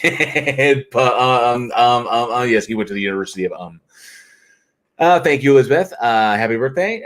It is 11:12 here, so almost. But she's obviously 1 hour ahead. So thank you. Yes, I am 41 in the future. Depends upon what philosophy of time you prescribe to. A series or B series. Let's see. Peach says, it's my birthday this week, too. Boom. Look at that, man. Fucking Geminis. Aren't we awesome? Sad thing. Darth Dawkins is also a Gemini. Yuck. Let's see. H. Jasper E. Cool. Born 79. I'm still 15. Hell yeah. 15 in here. Let's see. Chris S says, Texas State, Brazil. Those meat sweats, though. Oh, yes, the meat sweats. They will get you. AJ says, do you want to... I missed something. Let's see. AJ says, do you want to know the secret to getting the algorithm to pay for you? All hail the algorithm. Do a reaction video to Danny Carey playing Numa. It will promote you relentlessly. Really? The Numa guy? Okay. Maybe I'll look into that. Wow, the Numa guy? Huh. Let's see. And it says, PhD Tony, reading is hard. Yeah, reading is tough sometimes, especially when you read stuff that he reads. Christopher says, it was a 4 Beardsman stream you didn't show up to, JL Warren. That's when Tony ripped Tolkien to shreds. Ouch! Don't you attack JR. R. Yes, Texas State, Brazil, those meat sweats. But we went to another place. It was Via's. It was Via's Brazilian Steakhouse. It was really good. Really fantastic. And not a bad wine selection either. Although I think I was the only one drinking wine. My wife was having caipirinhas. So AJ says, when is the Otangelo debate? I do believe it is in 8 days. PhD Tony can give you the deets on that. But I do know it's in a little more than a week. So, but that'll get huge announcements before it goes out. You won't miss it at all. PhD Tony says, my passionate criticism of Lord of the Rings and Robert Ludlum. I can see the criticism of Ludlum, but come on, JRR. Nah. Maybe George R.R. Martin. You could go after him, but JR? No, don't. Leave JR alone. Daryl M is in the house. Good day, mate. Good to see ya. And the plot hole is in the house. The plot hole is here. Good to see you, sir. I hope your stream went well. I saw you were on there with Schrodinger's cat, so it was pretty badass. Tony Regime says, Peach Tony, one of my favorite authors, wrote an essay criticizing Lord of the Rings titled Epic Poo. That's funny. Yes, Elizabeth S., you are from the future. Speaking to us from an hour ahead. It is 12:15 where she is at right now. See, Primer says, everything I know about temporal mechanics I learned from Doc Brown. Fucking A. 1.21 gigawatts. I'm sitting wrong. PhD Tony says, so, Clive Wells, are you surprised J.L. Warren is so openly embracing astrology? I do not embrace astrology. I embrace astronomy and astrophysics. Let's see. Astrology. Because we're Geminis. We're fucking Geminis. I mean, come on. It's amazing. Geminis are amazing. It doesn't mean anything. There's nothing significant about it. We're just the most awesome sign. Let's see. AJ Hype says, Danny Carey is Tool's drummer. Vic Firth, Danny's drumstick sponsor, set up multiple cameras, recorded an amazing video of Danny. The reaction videos have around 100 million views. I got to check this out. You said it was his Numa, Danny Carey Numa. Let me see.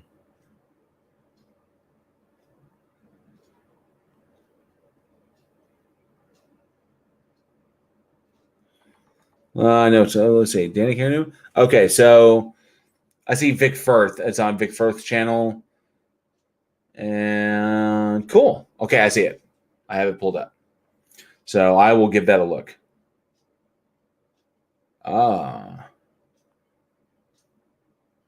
Apparently a lot of drummers are reacting to it. So interesting. I'll be interested to see what drummers say about it. Cool. Because it looks like the thumbnails, they look kind of cringe. Okay, I'll have to check it out. Very curious. Let's see. JL Warren said, Annie says, hate to break it to you. I'm Brazilian and those steakhouses are a lie, as fake as Chinese food. Why do you gotta do that, man? Don't break my heart. But they call it a Brazilian steakhouse. So, yeah. Fogo de Chao, Texas Day, Brazil, Brazilian steakhouse. There is a Brazilian steakhouse called Brazilian Steakhouse. Via's. That's a shame. I like going there, though. It's cool. The only thing I know that is an absolute lie, is an absolute fucking ripoff, is a tomahawk cut. That shit is bullshit. If you paid for a tomahawk cut, you're a moron. I'm just saying that straight out. Let's see. Chris S. says, yo, what is the ghost thing with you and the plot hole? That ghost thing is a long fucking story. Very, very long story. Let me get to the end of the chat. And I'll see if I can. Oh, I think I'm also. Let me see here. That was Chris S. who asked that. I will explain it. Let's see. Clivewell says, we all know JL Woo Woo holds some novel ideas. I do not hold any novel ideas. Fucking asshole. You guys, Nathan Terpson, one of the best names on the internet. Nathan says, no one will ever be able to change my mind that J.R.R. Tolkien isn't short for Jolkien, Rolkien, Tolkien. That's fucking funny. Daryl M says astral physics. Oh, fucking hell. And I don't believe in ghosts. I do not believe in spooks. I don't believe in spooks. Let's see if the thumbnail is pink. You got, yes, I got that one. That's the Vic Firth video. Thank you, AJ.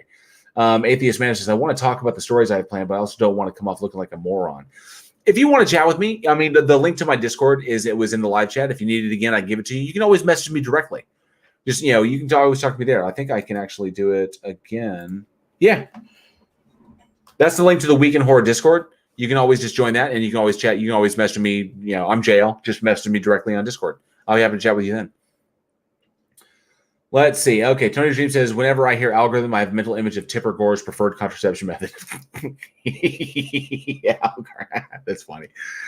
Rodenell Sam says, I'm a rational skeptic. I don't believe in magic, metaphysics, or the spiritual realm because I'm a Sagittarius. That's funny. In fact, he's also Gemini. That's amazing. No NANA. I did not see a ghost. And AJ Hub says he is in my top 5. Easy, yeah. Paola Kansasi was just across the state line. And no, I don't. I do not believe in ghosts. So, okay. So I'm going to try and break this out. I've told the story like 5 times, but I will tell it for Chris S. So Chris S., what happened was that we were on a 4 Beardsmen of the Apocalypse, and my whole thing when I debate theists is I do not ever tell a theist that I don't believe that they experience something. People have experiences. What I question is the interpretation and understanding of that experience. And I question their methodology for how they determine what is real and what is imaginary. So when someone says that they saw a ghost or they experienced a ghost, I get this, that they experienced something that they are interpreting as a ghost. Now, what I was positing in its place is there may be some heretofore unknown scientific explanation that that we just don't readily have an understanding of, or something natural, a naturalistic explanation for what people are calling ghosts. Quite potentially some quantum effect or something that we don't understand. That's maybe even that it's rare, or it only occurs in certain places of the earth. Who knows? There are a lot of things that we don't understand yet. Still things that we are uncovering. Okay. Or the way the brain interacts, or maybe it's a common thing amongst people who see it. Maybe something with their brains. Who fucking knows? But I was saying that there was most likely a naturalistic explanation for it, potentially maybe even something quantum that we simply didn't understand, and they took that to believe that I believe. Oh, they took it and ran with it, saying that I believe in quantum ghosts, that ghosts are quantum, and that I believe in them, and I'm a ghost hunter, and that I love the paranormal, and that turned to when I leaned into that because it was getting then it became I believe in God, then I was a pastor, then I was a priest because I was at mass all the time, and so it just blew up from there. So, but no, I am not a woo believer. I do not believe in healing crystals. Homeopathy is just water, and I don't believe in ghosts. Even though there might be a scientific explanation for what people call them, I don't think that they are disembodied spirits because I don't believe in souls. There's no evidence for a soul. So, no, Clive Wells, I'm not digging. I am explaining. Chris S. asked the question. I am explaining for Chris S. Leave me alone. But that being said, Clive Wells, brilliant mind over there. PhD, physics, badass. I've gone to him for explanation on a lot of shit. He's set me straight on a lot of things I wasn't getting. So Clive Wells, thank you for everything you've helped me out with in the debates and conversations I've had. So appreciate that. He's definitely Neil deGrasse some things for me in the area of physics, which is pretty sweet.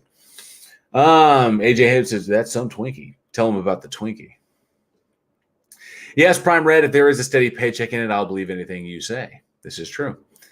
Let me see here. What happened to the Beardsman on Sunday? I think it would if I was waiting for a message and it never came. And then I saw that PhD Tony couldn't be on.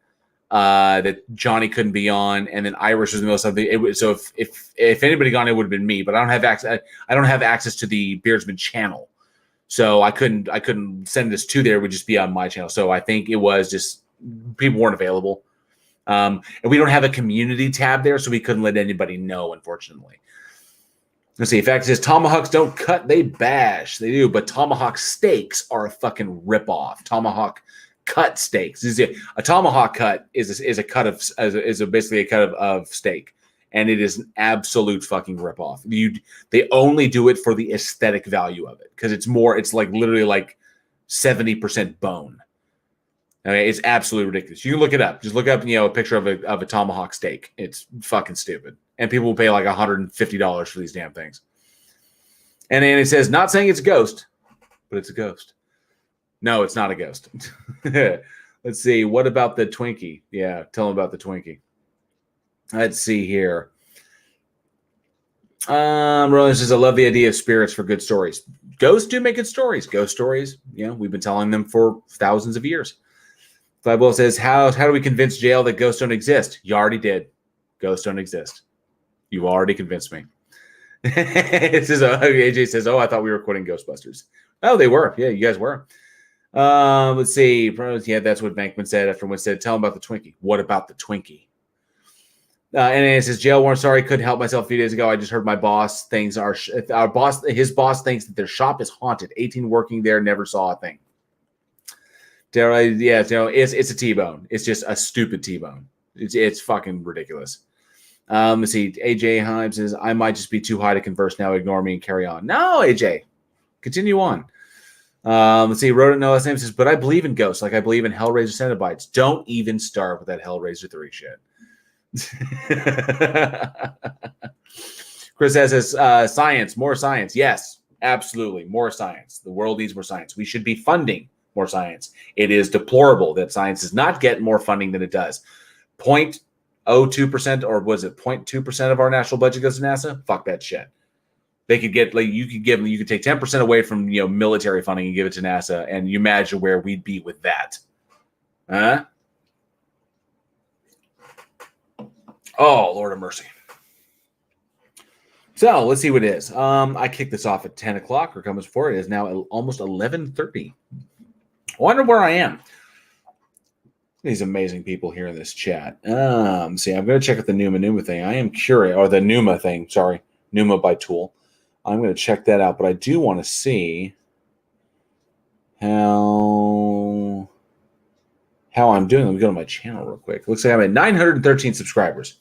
Cool. So that means 7, 20, 20, 87. I need 87 more. 87 more subscribers to get to 1,000. I don't know if I'll get to 1,000. I don't even know how long I can stream. I don't know what kind of stamina I have. I do eventually have to go to bed because I've got work I got to do tomorrow. Work around the house. Because my wife is off. It's her day off, and now that she's off, we're going to be going to breakfast in the morning for my birthday, and then we're coming here to work on the house. So we're going to my favorite little cafe tomorrow, which is really, really fun. That's going to be cool. Harmon says, the humor in my review video is very much inspired by Bill Murray. That's a big BM. See, Bruno said, there are only 2 Hellraiser movies. No, only 2. I wish, Rodent. I think there are fucking 10. And about to be a reboot. So, and I hear good things about the reboot. So here, fingers crossed. He just says, quoting Ghostbusters, Janine, quit looking at me with the bug eyes. Sorry about the bug eyes thing. I'll be in my office. I fucking love it. Stop staring at me you got the bug eyes. Janine, sorry about the bug eyes thing. I'll be in my office. Ghostbusters, what do you want? I fucking love that. I love Janine so much. Wrote it no last name says, I don't care what IMDb says. There's only 2 Hellraiser movies. Hey, it's like Highlander. They went 1-3, and I don't understand that. Why did they go from 1 to 3? I mean, it's fine. 1 and 3 were good. I don't know why they skipped it. AJ says, power through to 1,000. I'm in it to win it. I am in it to win it as well. In it to win it. I have no idea how long it will take, but fuck it. We'll talk about whatever. And maybe, who knows, maybe a theist will come in and want to discuss their theism with me. If you are a theist and are interested in talking about that, I would pretty much begin with, what do you believe and why do you believe it? I'm curious. I'd like to know. I'd like to examine your epistemology, examine your justification, your reason, how you rationalize certain things. Do you believe in it because you want to believe it, or is it because you legitimately believe that it's true? And how did you determine the truth of it?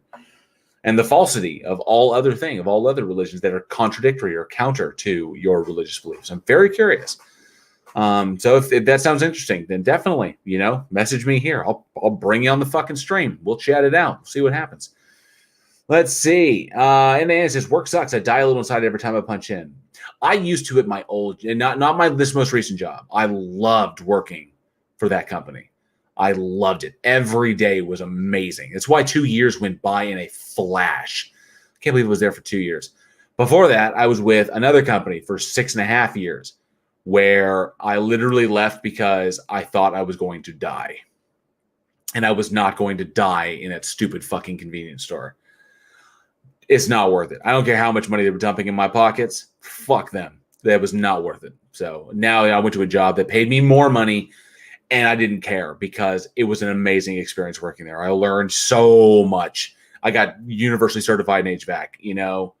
It was just a badass. It was awesome. Helping people with their homes, keeping their ACs on in the summer, keeping their heat on in the winter, fixing their water, and make sure that everything was good with their homes. Make sure that they were because if your home starts breaking down, there's nothing worse. Your toilet doesn't flush, your garbage disposal doesn't work, or your pipes are clogged up, or something terrible happened. I'm the guy that came to fix it, and you got to go to bed at night knowing that everything was going to be all right. So I loved being able to do that every single day, was alleviate that stress.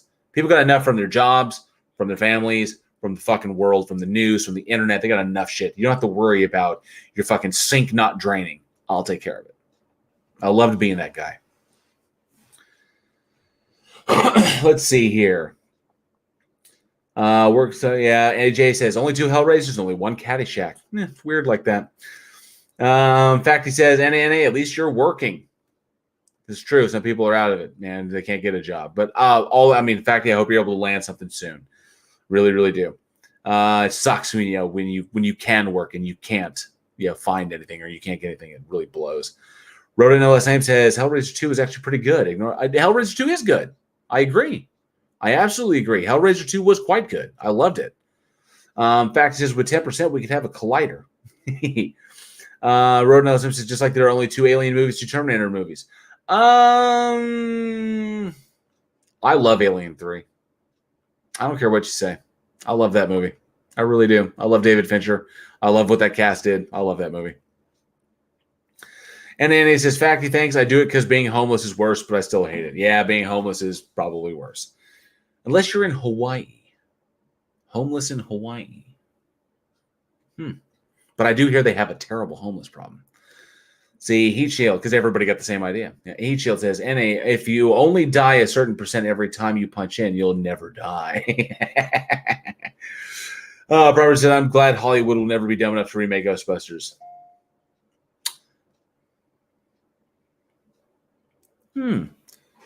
What is this? I got a notification from something. I don't know. Let's see. And it says, Heat Shield, with any luck, I'll die in the job and I have to worry about retirement. Hey. There's the American dream, just right there. Die at work, don't have to worry about shit. Die on a business trip. Life insurance pays off triple. Facty, Heat Shield, you're right. Never thought of that. Maybe that's why you have that NASA job. One thing I can actually say, I've never, Daryl M says, or remake Willow.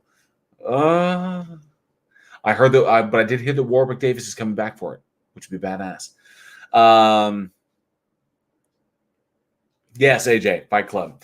But one thing I can say is I've never been called an asshole shill because I only did one Flat Earth video, and that was my Flat Earth Flyer video, where it examined like the first Flat Earth flyer that was ever produced. It was the map of like the weird concave, like the Earth one, like it was fucking strange as shit. I do like Fincher. I absolutely like Fincher. 7, Gone Girl, Fight Club, Alien 3. You name it. All of his stuff. Girl with the Dragon Tattoo. I thought it was a pretty decent adaptation. But yeah, I've never been called an ass of shill. I've never been, no one's ever said I have a handler or any shit like that. I only did the one video and I thought it was pretty funny. But they've never come after me. So I know that Nathan Thompson is like fucking scared shitless of me. But yeah, What are you going to do? I just don't handle it enough. I have been called lots of Satanist shit. That I'm a Satanist, that I'm soulless, that I'm dragging people to hell, that, all kinds. Like I'm a liar, I'm deceitful. Darth has called me many of these things. I'm a slanderer. I'm a, all kinds of shit. So, yeah, they go after me pretty hard. I say the precepts do, the presuppositionalists do. Your typical atheist or your typical theist, they're not as vicious or vitriolic as people like Darth and the other precept nonsense believers. I mean, I'll say this flat out, in case there's any of you listening. Precept is begging the question. Done. Your reasoning is fallacious.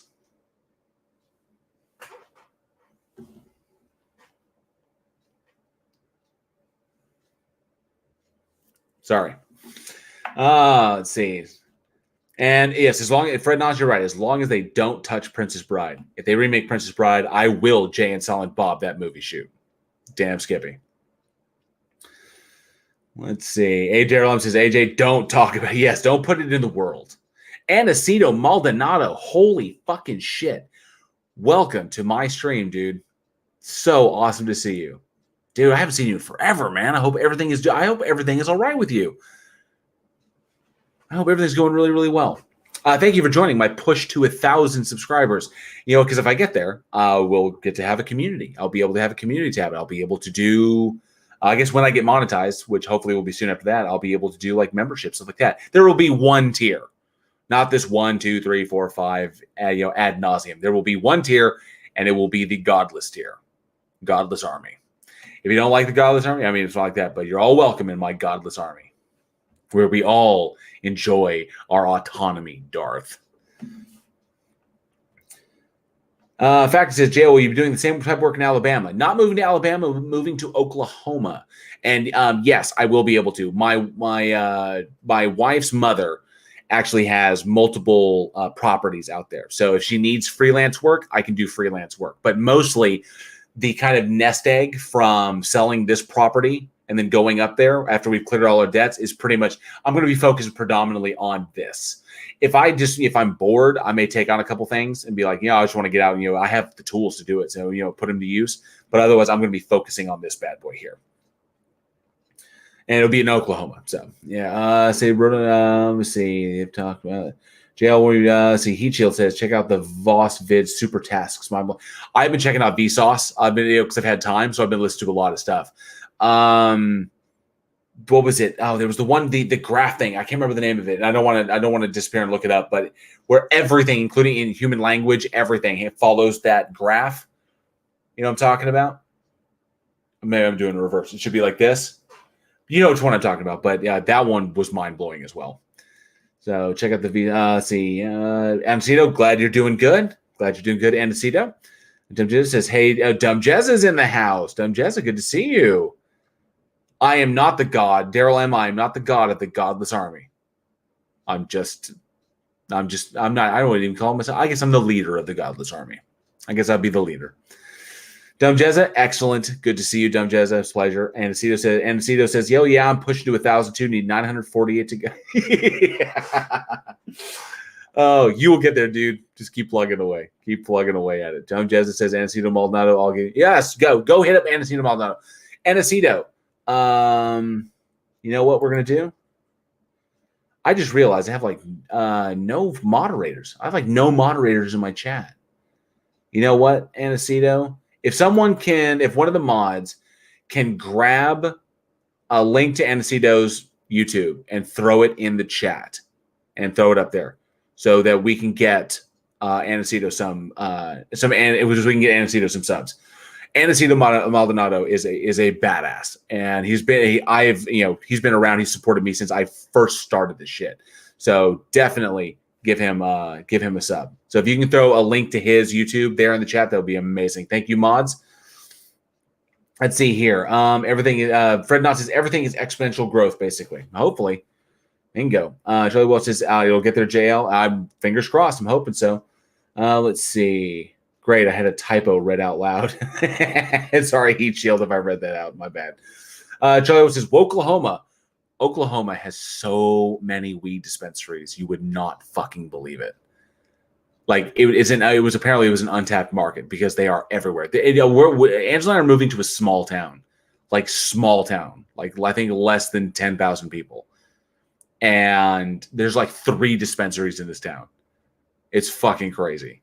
3 dispensaries and a Sonic, I think is what is in this town. So it's pretty badass. Yes, Antino Maldonado plays games. Go check out his channel. He has currently been lurking in Radicals and Marvel Girls channels, playing Among Us and chopping up some videos. Badass. Very cool. Let's see. Dumb Jez is yep, definitely. Oh, Surf is in the chat. Oh, let's see. Okay.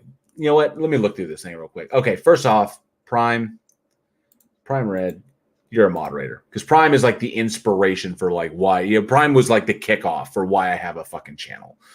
Fact is that. And then Chris Durham. You've been there since the beginning. You're a badass. Charlie Welch. Absolutely. Let me see here. As you come through, I'm gonna look. I'm gonna update this. There's people that are not mods that should be mods. Yes, PC Tony, Ziff's Law. Thank you very much, Ziff's Law. That was amazing. Oh, that video blew my mind. I was not aware of that. The legendary Surf. Yes, can't believe that's amazing. I think I've arrived. I don't even need 1,000. Just fucking monetize me now. Surf's on my channel. There you go. I don't need Team Skeptic. I've got Surf. Charlie Wolf says, I'd be a good mod. I have extensive modentials. Fact that you live in a town with 30 people. Actually, that sounds pretty cool. Everybody knows each other, you know? The atheist man writing up on the basics of my first novel series for fucking A. Man, I wish you all the luck with that. Writing is tough, but you buckle down and do it, you will get it done. Absolutely. Why are you being mentioned, Surf? Because you're amazing. That's why you're being mentioned. Fred Knott says my town has 25,000 and no weed dispensaries yet. Okay, Elizabeth S. You guilted me into it. I feel so guilty. I've been told I need to be discerning because on Weekend Horror, like everybody's a fucking mod in Weekend Horror. I've told I need to be discerning. So I need to, but you've guilted me into it. Elizabeth S. is so awesome. She's been there in the Discord channel. She's watched movies with us. And, Surf hides behind a rock. We see you, Surf. We see you. But thank you, dude, man. It's really awesome to have you here. All these people here in this chat, I'm like one of the coolest. This is fucking sweet. I would not have expected this. This is badass. Really, really do appreciate it. And look at all these fucking likes too. 42 likes. Holy shit. Fred Knott says, yeah, ask PhD Tony about over modding. Yeah. I've been told I just need to be discerning, and I really do. So let me see here. Prime Red says you have to get your book out to people. I do need to get my book out to people. So I can actually fill people in because I know there's some new people who are not that familiar with my backstory. But I will say that when I was working at that thankless job, they paid me tons of money, but it was pointless to spend it unless I was on vacation. And I got 2 weeks a year that was paid, which is good. But my life was pretty much that job. I had no social life. I could do nothing creative. I couldn't do. I was able to do the occasional voice work, but it was rough because I typically was working nights that kept me up during the day. So it threw my schedule off, but I had to do something. So I got the majority of my voice work done while I was working at this job. And when I say voice work, I will go ahead and do this just so people have an idea of what the fuck I'm talking about. Paste, and there you go. So anyway, I couldn't do anything creative. So when I left that job, and I was just fucking done, I went home and I realized I was just an absolute creative rut. So the first thing I set my mind to, because I was like, you know what? I needed to focus on me. I needed to get the creative juices, flowing again. Because I was so dry. I hadn't done anything. And so I cashed in my 401k. I was like, fuck it, pay the penalty, cash my 401k. And I sat down on my computer and I wrote my first novella. It took me about 6 months, and I bust out. It's 9 short stories that are Lovecraftian inspired that all occur around the same kind of city called the Beach Bay. It's called a little town called Beach Bay. It's on the coast. And I've given a copy to some individuals. Prime Red was one of the first people to read it and gave me a ton of feedback on it, and I thank him for that. I gave a copy to PhD Tony, but PhD Tony is extremely busy. So hopefully, I know he's read the first couple, but I hope to get more feedback from him. So hopefully one day he'll be able to sit down and finish that. But it has not been published yet. I have it in its completed form. It just hasn't been published, and I hope to get it published eventually. It's a difficult process, and I'm not totally familiar with it. So I've been working on the second one. Hopefully, whatever. So Thor Rasmussen said, Thor Rasmussen, so good to see you. Thank you for stopping by. Says, sorry, I can't help you to the 1K as I'm already among the 913, the glorious 913. Y'all are amazing. Fucking love y'all. It was my pleasure, Primary. Thank you for reading it. Thank you for taking the time to give me the excellent feedback that you did on some things that you caught that I did not. PhD Tony says, I think we need to be careful about whom we entrust with mod privileges. Not everyone can be trusted. And thank you, PhD Tony. What he says, what I read is actually very good. I do appreciate that very, very much. I really do. I wanted to pay homage to my favorite author, to HP, the guy looking over my shoulder. I wanted to pay homage to him, and I wanted to tell my own stories.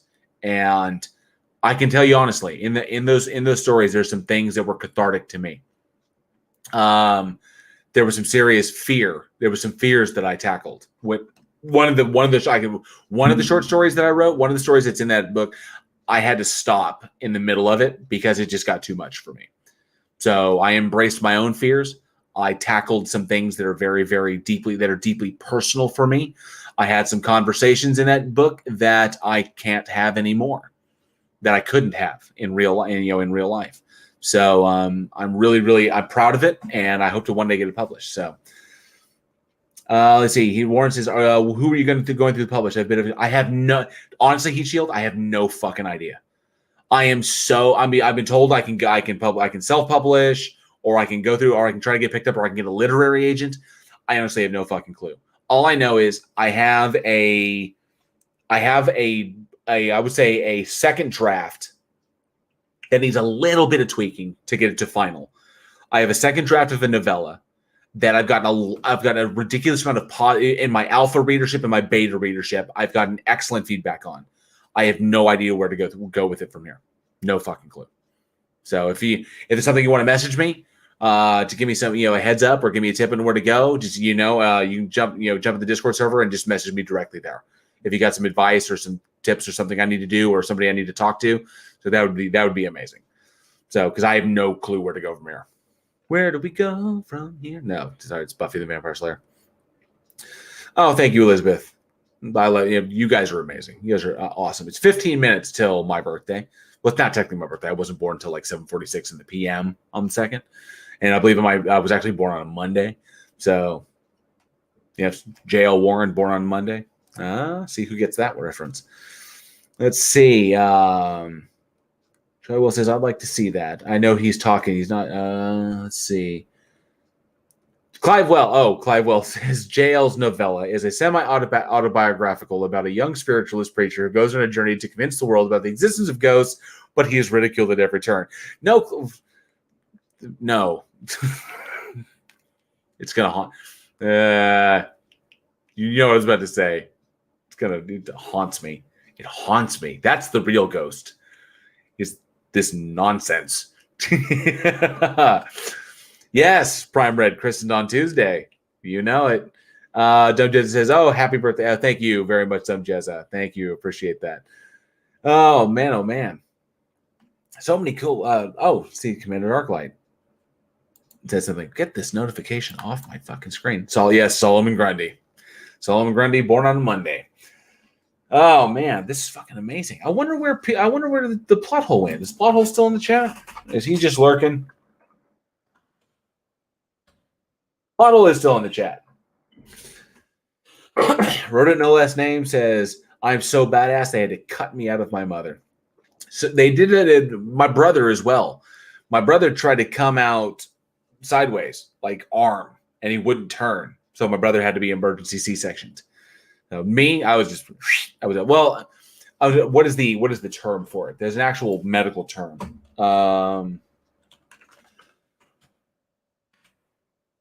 I can't remember the name. There is what is it? What is it? Nuchal cord? Yeah, nuchal cord. I suffered from that when I was born, and when I came out, apparently I was slate gray. And nuchal cord is when the umbilical cord is wrapped around the baby's neck. And when I came out, apparently my mom saw me and she said that I was like legit just gray and wasn't moving. And Dr. Molnar, who was my pediatrician, had hit me 3 times in the ass, and it was the first 2 times did nothing, just like it was just nothing. And then the third time he popped me really hard, and then I just snapped out of it. So, but yeah, apparently I don't know how long I had the umbilical cord wrapped around my neck, but it was enough that I came out and I wasn't moving, and my mom was really freaking out. So, but that didn't happen with my brother. My brother tried to come out sideways. He was big. He was like, I tried to reach out like a freaking evil dead hand coming out of my mom, and then it's like, nope, he's not going to do it. So they pushed him back in and laid her open. And it was actually a funny story because when they did that, my dad was in the room, and my dad passed out when he saw it. He's like, oh, my dad, huge guy, 6'1", probably 250 at the time. He's like, oh, and he just fucking died. He just like passed out. It's just hilarious. Fred, let's see. Stop trolling. Chris Durham says, stop trolling jail with ghost references. What am I going to do? I try to lean into it, and then nobody thinks it's funny. And then I react to it, and everybody thinks it's funny. I guess it's my burden. The ghosts will haunt me. They only haunt me, because people keep sending them at me. But oh well. Yeah, it's the internet. What are you going to do? Fred Knott says that explains so much, doesn't it? Explains a great deal. Coming out like that. Who knows? I could have been a fucking mega genius, and just all those brain cells just died. So I have no fucking clue. I have no idea how long I was choked out. So, but yeah, here I am. Doesn't seem to be any problems here. All I know is that I think a lot differently than my father does, or my father did, because he passed away in 2004. Yeah, Easter 2004. If you wouldn't believe that, April 12th. Or April 11th, technically in the bridge, because he was at work. It was kind of overnight. He was working on Easter Sunday, 2004. I think it was April 11th, but they found him on the 12th. So, see, yep. Oh, thank you, Plot Hole. Thank you for the happy birthday. 9 more minutes at this point. 9 more minutes. Yeah, Dumb Jesse, this stuff scared. My mom was scared. She was ultra scared when that happened. So he says birth spankings tying closely to birthday spankings. Coincidence? I think that. I see what you're saying there. Interesting. Back to you, a little squirt. What are you going to do? Oh, let's see. I was hoping some theists would stop by who'd be willing to at least have a conversation. Because I am looking forward to it. I don't know if Irish Demon is still in the chat. He is. So, but he's probably still watching himself. He's at home, washing his tights. But hopefully I get to debate, what's his name? Effed Up World. Hopefully I get to debate him. At least he might be okay to talk to. I'm not 100% sure. But I've seen a little bit of stuff. I haven't gone through his channel yet because I haven't gotten confirmation as to when I can debate him. When I have that, I'll start looking through his channel and taking that apart and going through it piece by piece so I can put my intros together and everything. But I look forward to that. I also was hoping that on Agree to Disagree that I would get to debate Austin Whitsett, or Witless, or No Wits, or whatever you want to call him. But I was hoping I was going to get to debate him, but maybe I won't get to, unfortunately, because I haven't heard anything about that. So either they can't get in touch with Austin, or Austin watched my channel and realized that he probably shouldn't debate me. I'm tooting my own horn. Peachy Tony says he's okay to talk to, but utterly delusional. That's a shame. Colin! Colin's in the house. Bon anniversaire, mon ami, et bon voyage. Just happy birthday and goodbye and good travels. But thank you, Colin. I do appreciate that. 7 minutes till my birthday.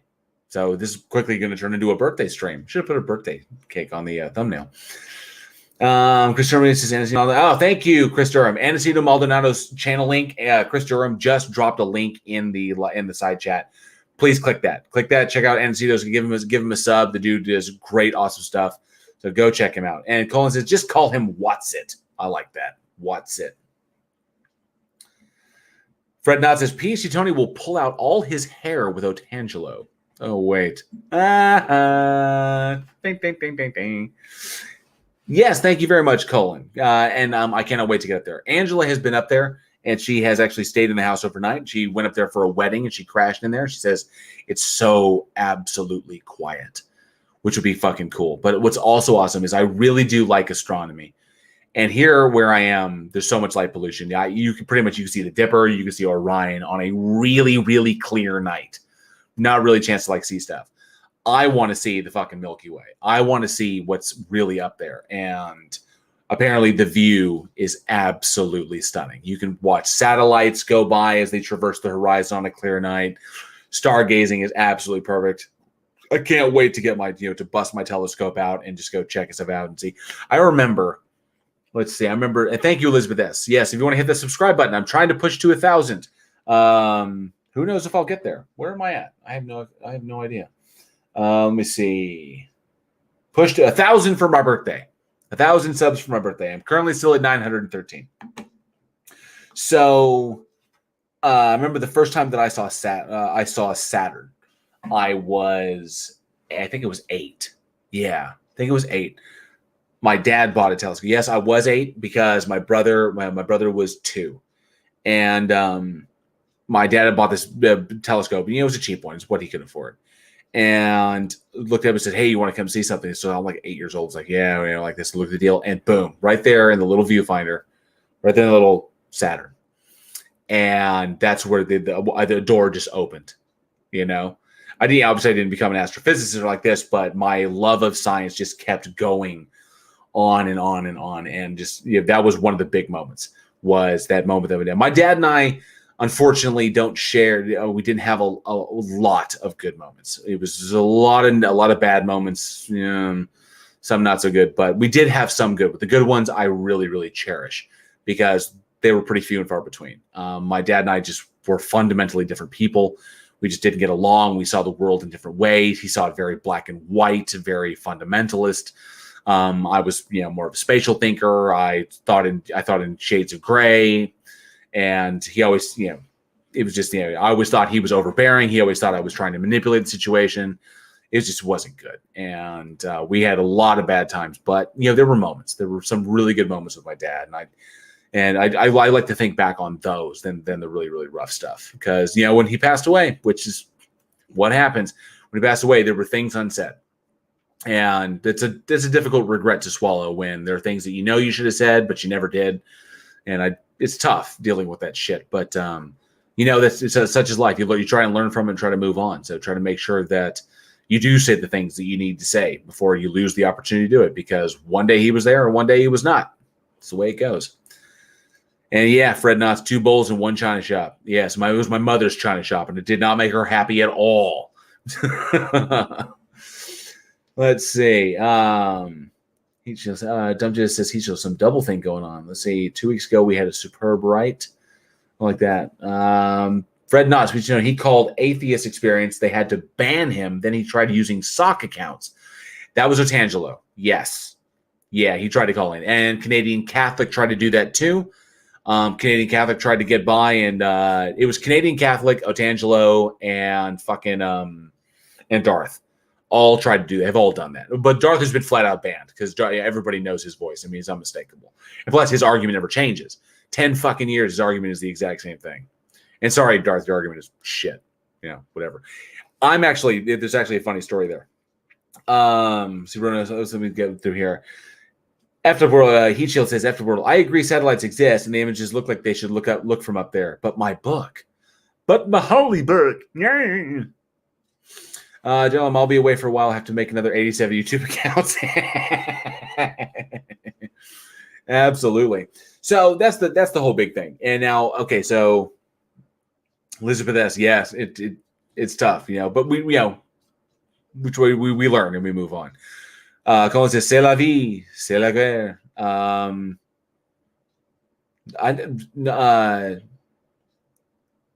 That's life. That's what is guerre? What is it? Is it a nom de guerre? A nom de guerre. A nom de guerre is a. I think it's pronounced nom de guerre. A nom de guerre is a nickname, but c'est la vie is that's life. C'est la guerre. I don't know. Colin's gonna teach me fucking French. That's badass. War. That's life. That's yeah. Okay. C'est la guerre. So nom de guerre is a war name. Yeah, war name.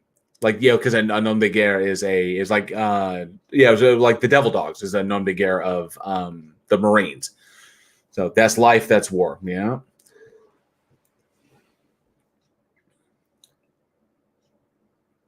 Titan Uranus says, on what foundation of universal truth do you base your epistemology? Well, that's an interesting way of approaching it with Darth's deal. But where I was going with that. Titan, I'll come back to that real quick and put a pin in that real fast. In essence, on Discord, Darth has banned Darth on the politics and religion server. Darth has his own room, Atheist Helpline.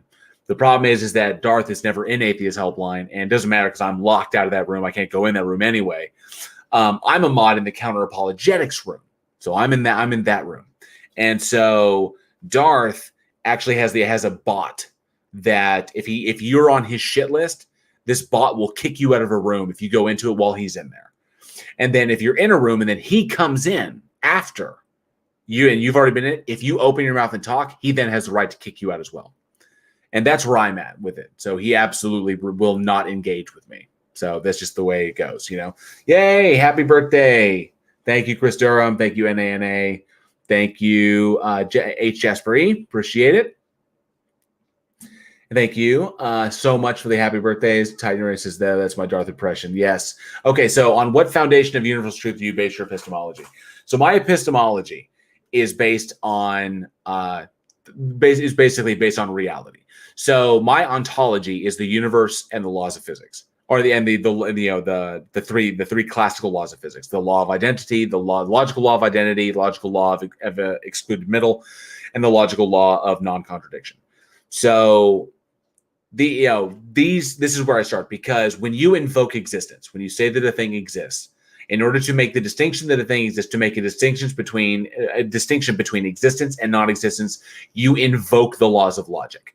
So the laws of logic exist when we make it, for us to make distinctions between things, which means that the laws of logic, even before we had a language to write them down and describe them, we were invoking them. Just like using a rock as a hammer, it's not a hammer, and you can't articulate hammer because you have no word for it, but you are hammering something with it. So the concept is there. We just haven't articulated it with language yet.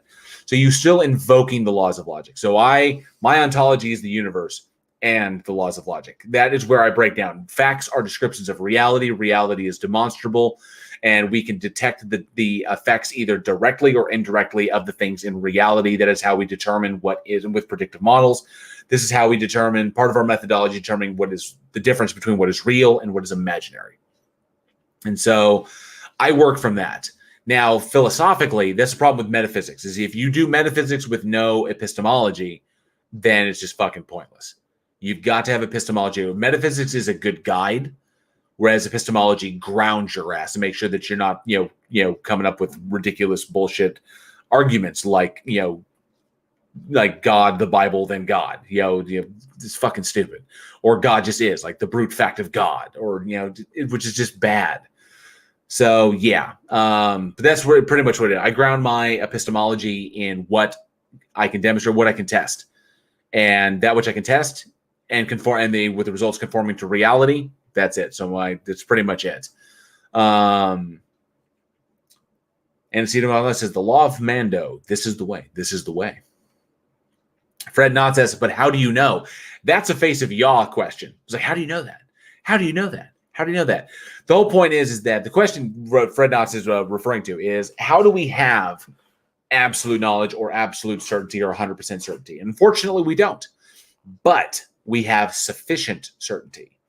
And that's one thing that precepts will never, ever bring up, is that Is the evidence absolute or is the evidence sufficient? And the evidence is sufficient. Do I know that I'm a brain in a vat? No, I don't know that I'm not a brain in a vat. I don't, I don't perceive that I am, but I don't know absolutely that I'm not. This reality that I am experiencing could be completely simulated by electrical stimuli given to my brain, all of the Matrix. But I don't know that I'm not. But I don't perceive that I am. Just because I don't perceive it doesn't mean it's not true. However, there is evidence to suggest that I am not a brain in a vat. But even if I was, I wouldn't be able to perceive this reality any differently. I could run around thinking that I'm a brain in a vat, but I still have to interact with reality as is. This is still a monitor, this is still a camera, or this is still a microphone, this is still a camera, this is still a Diet Coke I am drinking. My dogs are still my dogs, and I still have to feed them. I cannot fly, I cannot punch through concrete walls. If you empty a clip of bullets at me, I will fucking die. That's the reality. So even if I was a brain in a vat, I can't change these things. I still have to comport myself in reality the way reality is. The laws of physics and the laws of logic still apply to me. So even if I was, and the knowledge was hidden from me, the question is, does it matter? That's the real question. Sure, these are great thought experiments, but ultimately they don't fucking matter because we still have to comport ourselves in reality a particular way. The laws of physics and the laws of logic still apply. We cannot break them.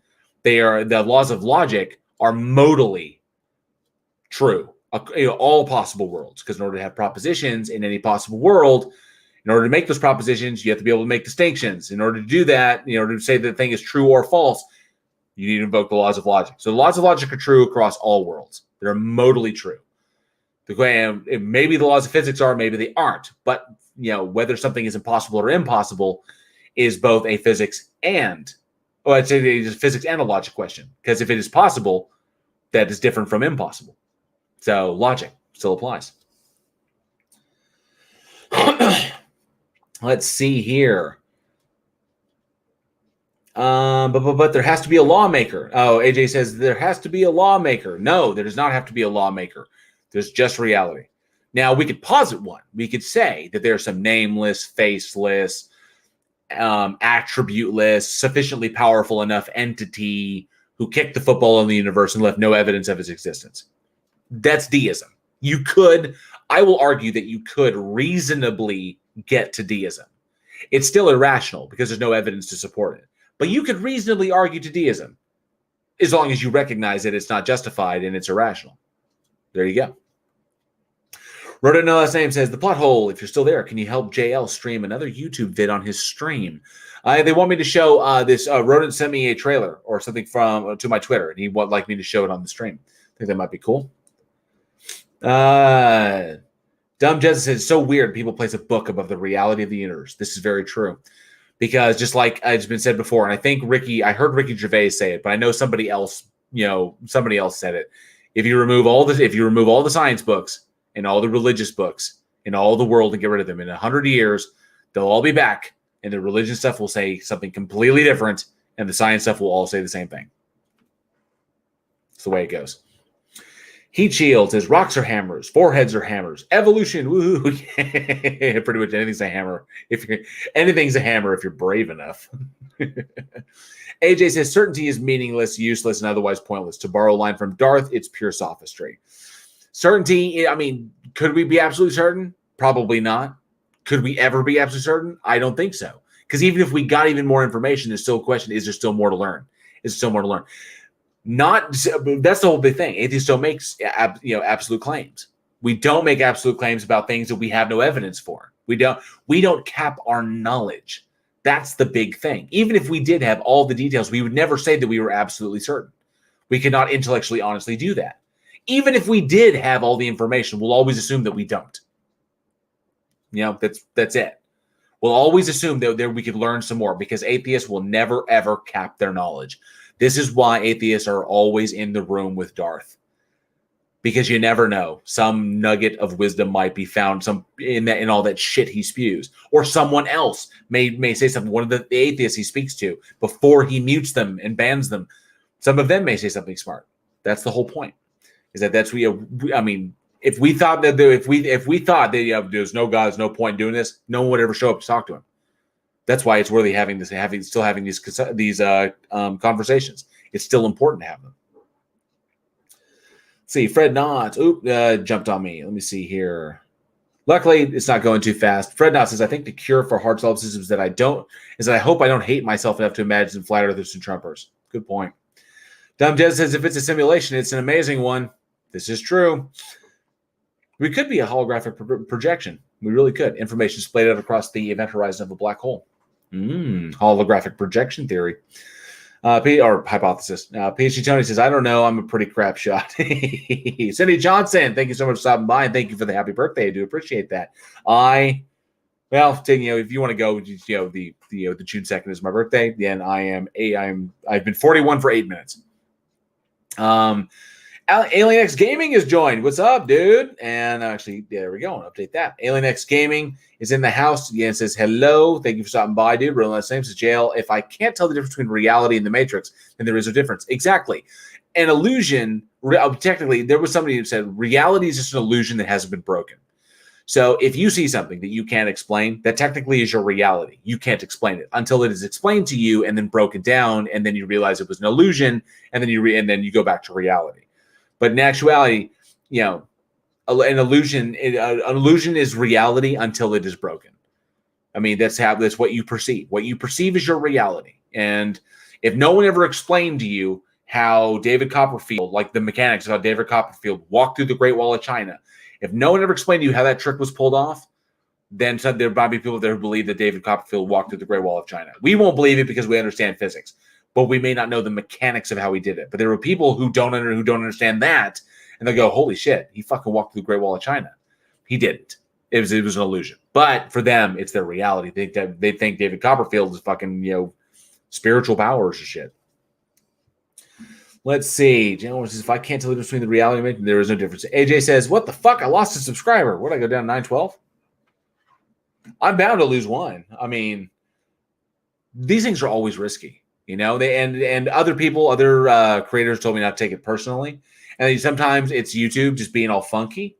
But occasionally you do. Occasionally I'll run my fucking mouth and say shit that I shouldn't say, which I'm always worried about. I'm always scared about doing that. Just, saying the wrong thing or whatever. But, fuck it. It's my channel. Yeah, apparently I went down to 912. Oh, well, it happens. But, I'll push as long as I can. Let's see. Got to turn the guns I was from Rackstream and Street Cred. That's fucking awesome. Dumb Jay says, but what created that? Who knows, man?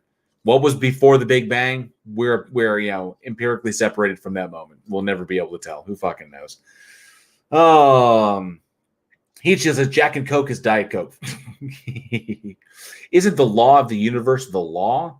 No. Sylvester Stallone is the law. Judge Dredd is the law. See, Chris Durham says, I always want to ask people who believe in a creator, who created the creator? Infinite Regress. It's turtles all the way down. Virillian. Thank you for joining me. Virillian says, deism is pointless. What does it get you? A god that could have created the world but doesn't interfere with it. But, I mean, wouldn't that be, as far as like a being, if it created it and didn't want to interfere with it and want to see it, kind of come up on its own, maybe this deity is a scientist. Maybe this deity doesn't want to interfere with its creation, wants to let it come up on its own. Maybe there's a hierarchy to the universe that we're not aware of, and these beings exist, and we're a product of them. Who knows? But that given what we experience in reality, given what we see and what we can demonstrate, that actually is more internally sound than the triune Christian God. Because maybe he created it. And that's it. Maybe that's the responsibility. You create it and then you leave it alone. You don't fuck with it. You don't interfere with it because you know what can happen when you interfere with what you've done. Maybe it's like just growing a garden. You just go. You occasionally look at it. You like that, but you don't fuck with it. You don't fuck with nature because you get unintended results. I'm not saying we're an experiment, but maybe that's the whole point. Is to let it come up on its own. Let it do its thing. And that's just more internally sound, given what we experience and given what we are able to demonstrate, what we observe. AJ says, certainty has no connection to truth. You can be 100% certain and still be wrong. You can be less than 100% certain and still be right. Totally meaningless. Bingo. This is truth. That is truth. I'm certain of it. I'm just fucking around. Clive Wells, I'm certain that there are infinitely many natural numbers. Because you can always plus one. This is true. Tony Regime says, Terry Pratchett said that we are a little presumptuous calling ourselves Homo sapien. Really, we should call ourselves Pan-Narans, the storytelling chimpanzee. Good point. Good point. Peter Collings, good to see you. Thank you so much for stopping by. Good day to you, sir. And Tony Regime says, 33 watching. Illuminati confirmed. Boom. Do I get my medal now? Do I get my little gold medal to wear? Or maybe something to put in the background? Something really small so that all the flatters would be like, oh, look at that in his background. It's obviously Illuminati. Heat Shields is, whereas if we took every science book and every fact and destroyed them all in 1,000 years, they'd all be back because all the same tests would be the same result. Agreed. That's it. Clive Wells. Dumb Jensen says, Clive Wells, there are only 3 numbers. Uh-oh. There's a challenge coming up. Clive Wells says 1, 2, and many. No, Dumb Jensen says none, 1, and lots. That's funny. Rono says, Jesus' miracles were really a couple of card tricks that got way blown out of proportion. Probably. Antonio Regime, I thought about it the minute I said it. Carl Urban is the law. This is true. If you've not seen Carl Urban as Judge Dredd, you are missing out. You need to see it immediately because that movie is fucking amazing. Dumb Jesus says, God got fired after the Old Testament. Technically, God got merged with his fellow god, El. So it was Yahweh and El. And El was the air god and Yahweh was the war god. And so Yahweh was all about, sacrifice, blood, death, genocide, fuck everybody up, my name. And then El was like, hey, guys, it's cool, like you have breath of air, because I'm the air god and life is in the air, so I breathe life into things. And then when they realized they probably weren't getting anywhere with that, they merged the two as religions evolve, the same as languages evolve, the same as societies evolve. Religions evolve as well.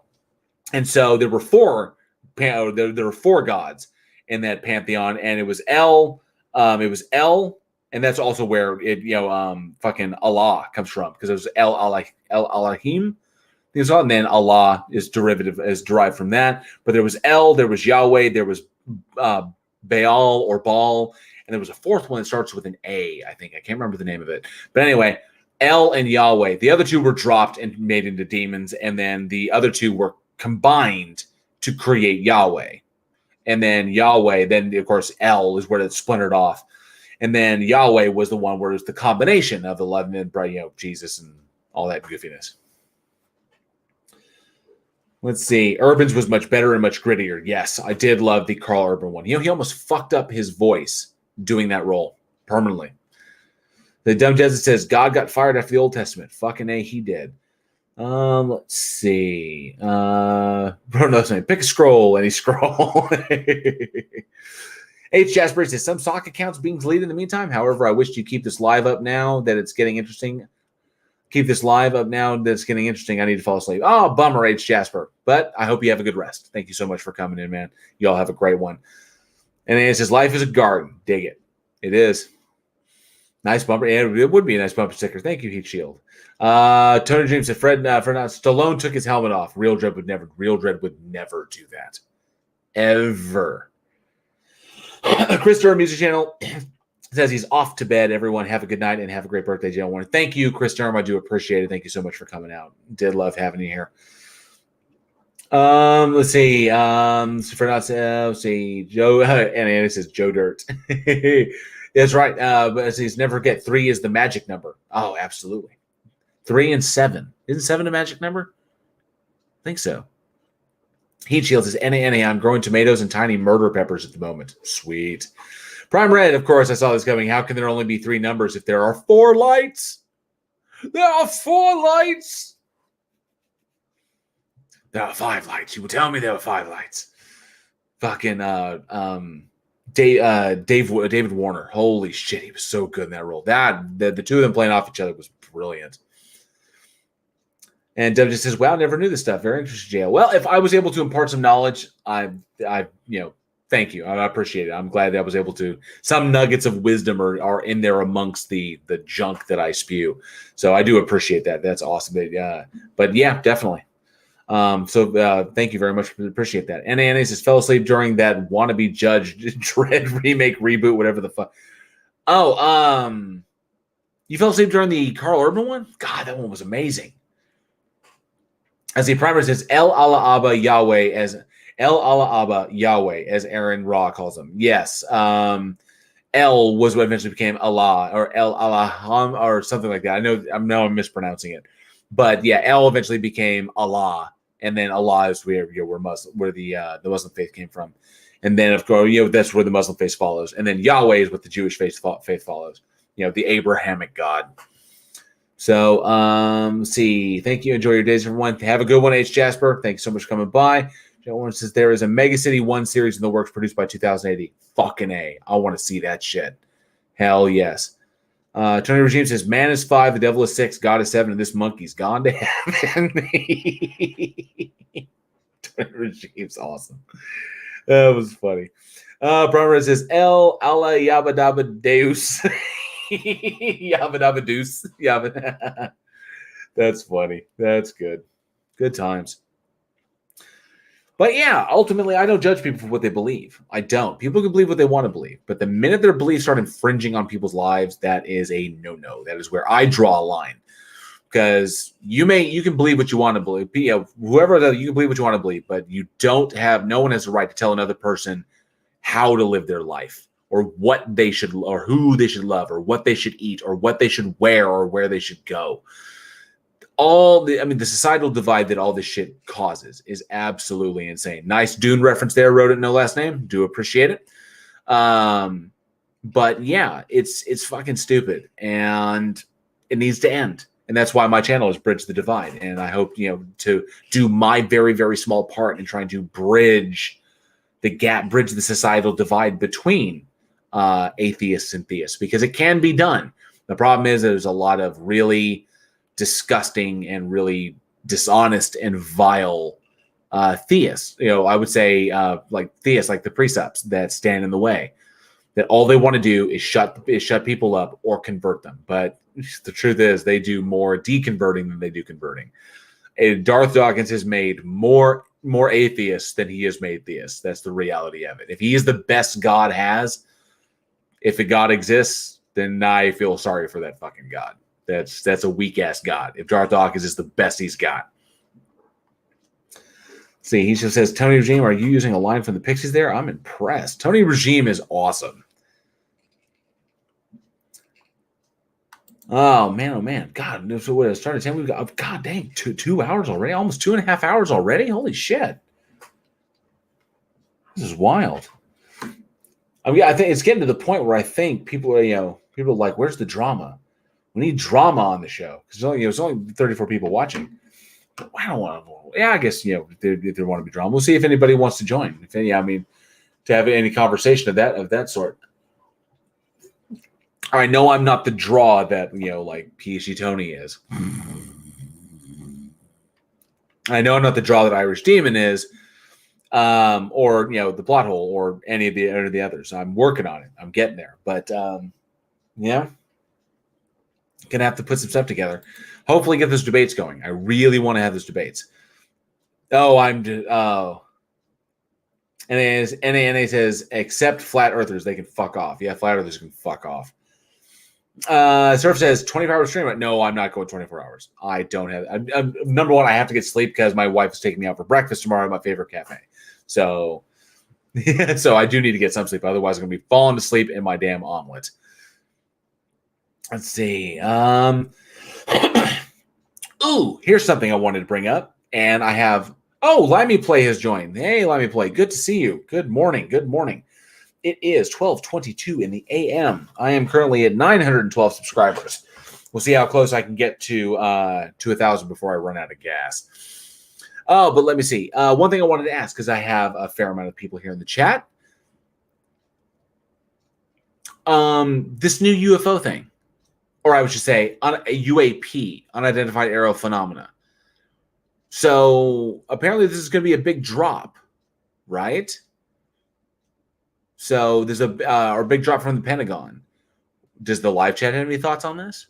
Anybody interested? I'm not saying aliens, but it's interesting stuff, especially after watching the Tic Tac video, the gimbal video. What do you guys think? I'd like to hear what you guys think, because this has got me interested, and we didn't get to talk about it on the Beardsman, so we'll talk about it here. See what you guys think about that stuff. AJ says I'm stoked for the debates, looking forward to them. So yeah, hopefully if they actually happen. Sometimes these guys back out last minute. Wrote no last name. Oh, you want drama? Clive Barker's a mediocre writer. Fight me. Unfortunately, I kind of agree. He is kind of a mediocre writer. He has great scenes interspersed by some weak connective tissue, but his big scenes are amazing. There's a problem, and he really thinks those out. But the connective tissue between scenes just not really there. He is kind of I wouldn't say like mediocre, but he's slightly above mediocre. B minus. My opinion, though. Let's see. Dumb says all the good stuff will be redacted. Probably. Possibly. Red Fred Knott says new tech reveal, maybe. Possibly as well. Could just all be new tech? Limey Place, it's actually 6:22 in the a.m. Everyone needs to work with my time zone to stop me being confused. Yeah. I can't remember what country you're in, Limey, specifically. I may have heard, but I may have forgotten. So I apologize about that. He just says, Tony James, so you just disrupted my life an acceptable amount. And so aliens, I'm not saying it's aliens. I really don't. I'm not saying it's aliens. It's aliens. I have no idea. So Thunderfoot has debunked everything that has come out so far. No shit. I was not aware of that. I know Thunderfoot does some excellent work. I will have to check that out. I'll have to look it up and see what he has said about it. Because as far as I know, the Tic Tac video and the gimbal video have not been debunked. But if Thunderfoot did it, I will go and look. So I think I'm subscribed. YouTube and their fucking notifications. Bullshit. Let's see. Peter Collins. He's saying hello to Peter Limey Place and hello to Peter Collins. And let's see. Verillion says, grainy pictures from the world's #1 military power doesn't give me much hope. Good point. Excellent point. Excellent point there. Doesn't give me much hope as well. Let me see. Let me play. Let's see. It says along those same lines, Neil Gaiman, great teller of stories, pretty ho-hum writer. I actually like Neil Gaiman. I really do. Good Omens, Sandman, American Gods. I like his stuff. Lucifer. I think it's good stuff. That's just me. I really love his writing.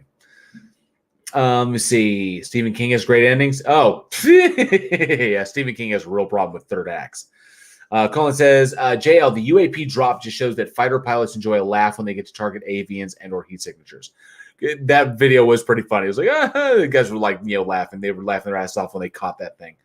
Clive Will says, so now JL believes in flying saucer alien abductions. See, this is how it starts. This is how it starts with Clive Wells doing shit like this, where he jumps off and goes, ha ha. I say, UAP documents are going to drop. What do you guys think? He says, aliens and abductions. Now I'm going to hear about it for 6 fucking months. Limey Place says the clue is in the name, but it's England. I get that. You limey bastard. Let's see. It's one of those British countries. Ronos Mr. Jail believes UFOs are space. Now it's getting out of hand. Space ghosts, really? Getting out of. Do ghosts fly? No, Daryl. See, now it's combined. This is something new. It's not like ghosts and UFOs. Now it's ghost UFOs with ghosts inside that shoot ghost lasers that don't actually hit anything, which is why we can't detect them. So now I'm going to hear about this another 6 months. 6 months to a year, I give it. Even if I lean into it. Space Ghost was a great show. Space Ghost Coast to Coast.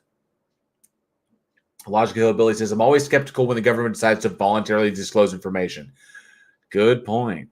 Good point.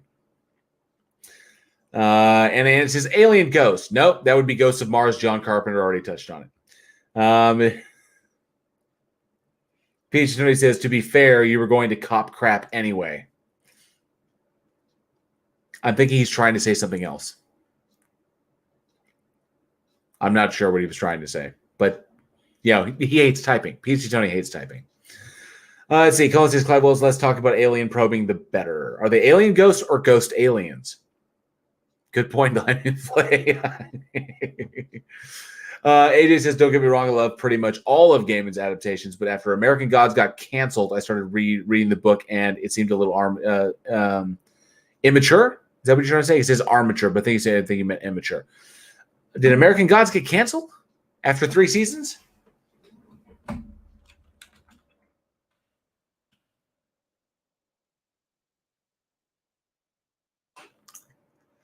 Motherfucker. Whoa, that is fucking sad. Which is a shame because the 3rd season really, really exploded. Oh, well. Well, I'm always getting bad fucking news. All right. Well, I don't know when that news broke, but apparently that breaks my heart. I fucking love that show. I really did. I was following it so hardcore. Yeah, canceled right at the good part. You know, what a damn shame. So American Gods is canceled. It's fucking Life's. Let's see. Ronos was his Life Force Space Vampires. This is true. Life Force Space Vampires. Tony Regime says, when Neil Gaiman wrote Lucifer, he told the artist to draw David Bowie. When Netflix did the series, they couldn't get Bowie to play him, so they made Bowie his favorite singer. This is true. Very cool. AJ Hives is amateur, and yeah, it got canceled right at the good part. I would that fucking piss. Oh, amateur seems a little amateur. But yeah, that makes me fucking sad. Like right there at the end of season 3, because it dipped in 2, and then what they did to Orlando Jones was just absolutely bullshit. But fucking A, you know that. I mean, the 3 was I had so many great high moments, and then of course that ending when he was strapped to Yggdrasil, I thought was just brilliant. But fuck them. They'll cancel shit, and they don't know what they had. In my personal opinion, that makes me sad. Let's see. Anna says, why are aliens obsessed with rectal exams? I think because corn husking inbred idiots are obsessed with anal. I don't know, because that's typically where all the fucking abductions happen. Let me see. So JL thinks aliens become alien ghosts when they die. Technically, are they just ghosts? Do they have to be alien ghosts? I think ghosts are all pretty much ghosts, because technically we're aliens. We're aliens to them. So if we turn into ghosts, then technically it's just ghosts all around. Thinking. The visuals in American Gods were unrivaled. Absolutely, they were. Excellent. Oh, I so wanted to see where they were going with Bilquis. I really, really did. HFG's cool hint that Clue Let Me Play took a while to process, even though I'm an hour ahead of you. And Ace is because, or Let Me Play says, because in their studies of world leaders, that seems to be where all their talking comes from. Let's see. Ronan Ellis says, wow, now there's an interesting story today. Alien ghosts haunting a saucer crash site. See, it's similar because John Carpenter did that with Ghosts of Mars, and it was the ghosts of the Martians that were there, and then when people went there, they became possessed and started, tearing themselves apart and shit. So, Dark Theory says Neverwhere. Neverwhere was a good book, yes. And anyway, just drop by to say good luck. Hope the community is doing good. Still catch you all around. Dark Theory is excellent to see you. Thank you so much for popping by. AJ says, why do aliens like rectal probing so much? Because humans do not. This is true. Man, oh man, oh man. But yeah, it's that breaks my heart, especially after hearing the problems over with Fremantle and Stars, the issues with all the problems that they caused Orlando Jones because he was in the role of the god Anansi, the spider god, and Orlando did so amazing in that role. That was some of the most prolific acting I've seen in some time. His monologues in season 1, his monologues in season 2 were just absolutely stunning. He wrote them himself. It's just absolutely brilliant. And then they just totally fucked him over why he wasn't in the 3rd season. So that was just a bummer. And, considering the troubled production, there, maybe it was best. Maybe it was best for the actors, best for the writers that it just ended before, it started ruining the show itself. Who knows? If you had, there was something really, really cool because Dark Theories mentioned Neverwhere. Neverwhere is a really excellent story. And I heard there was an audio version of it that had a huge amount of names in it. I actually have to look it up. And it's Neverwhere.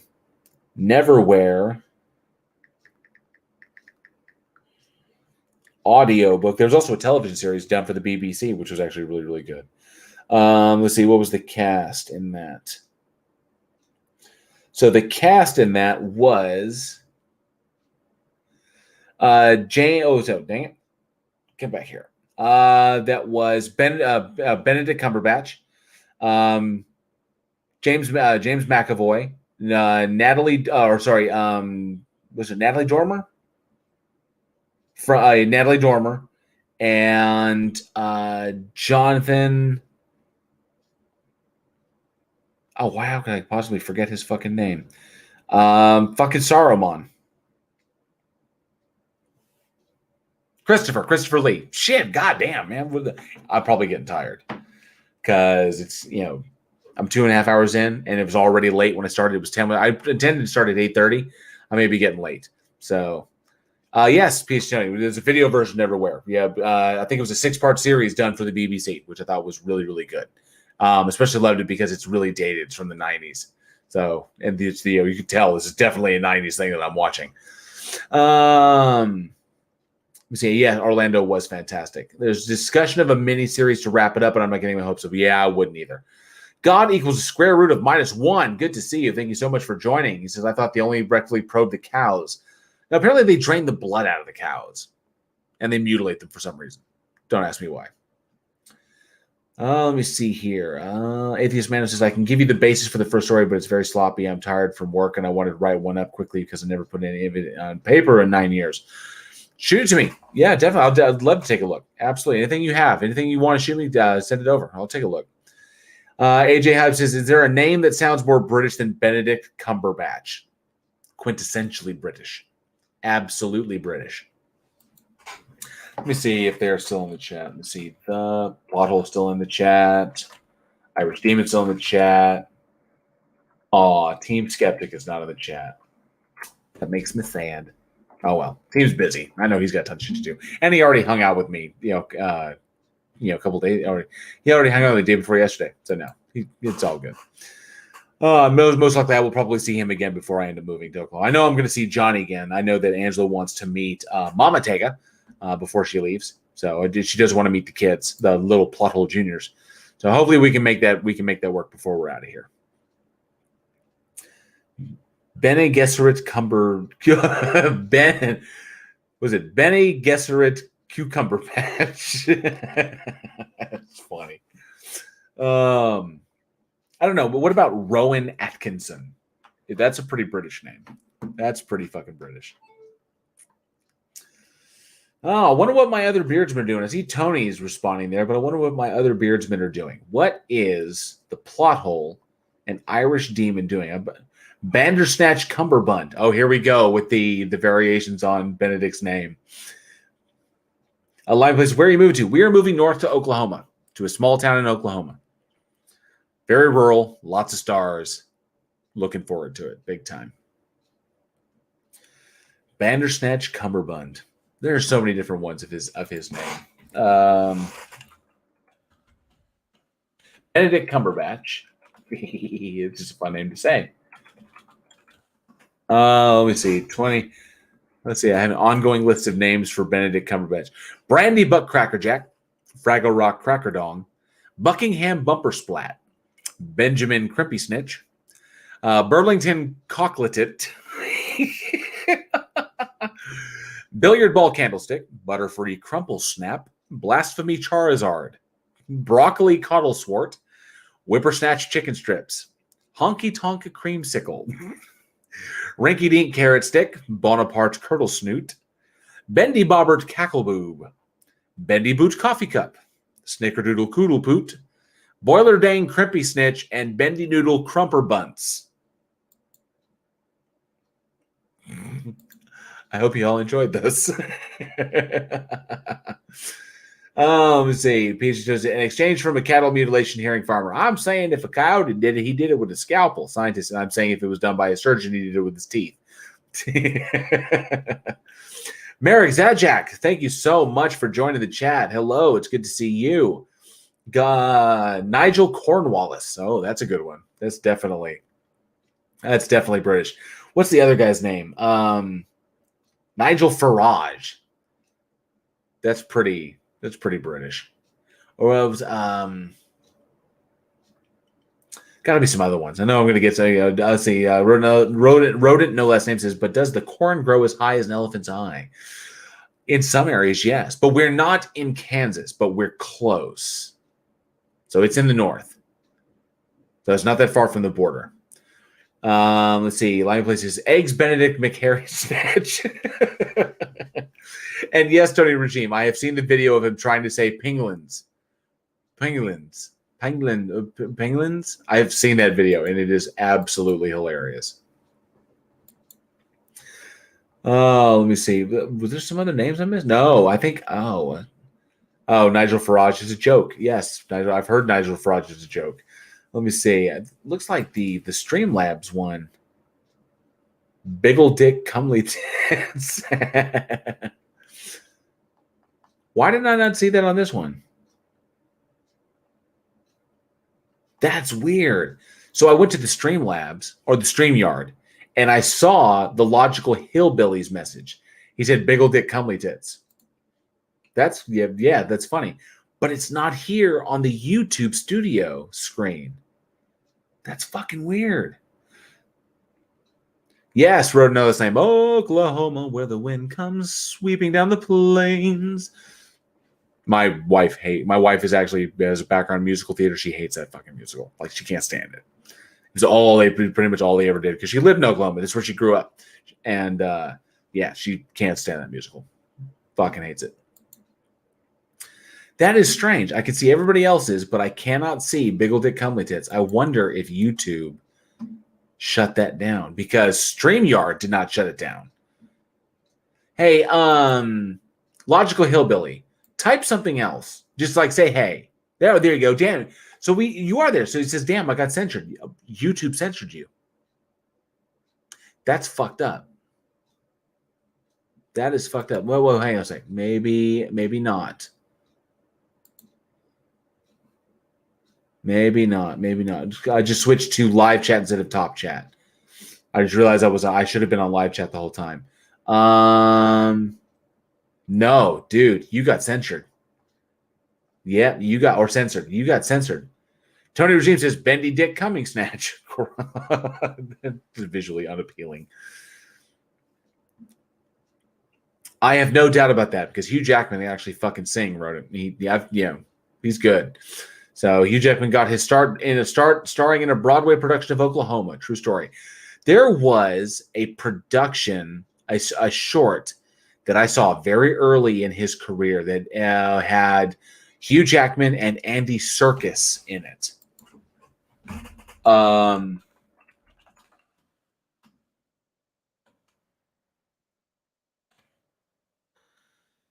was very, very early. Standing Room Only. And this had it was a short film, 2003. That's right. Okay, so it was a group. Let's see, it's a group of theater goers wait in line to see a show by the Man of a Thousand Faces. And okay, so it was Stories of Lost Souls. And who was in this? Come here. Oh, this damn picture. Keira Knightley, Kate Blanchett, Paul Bettany, Hugh Jackman, James Gandolfini were all in this. And I'm pretty sure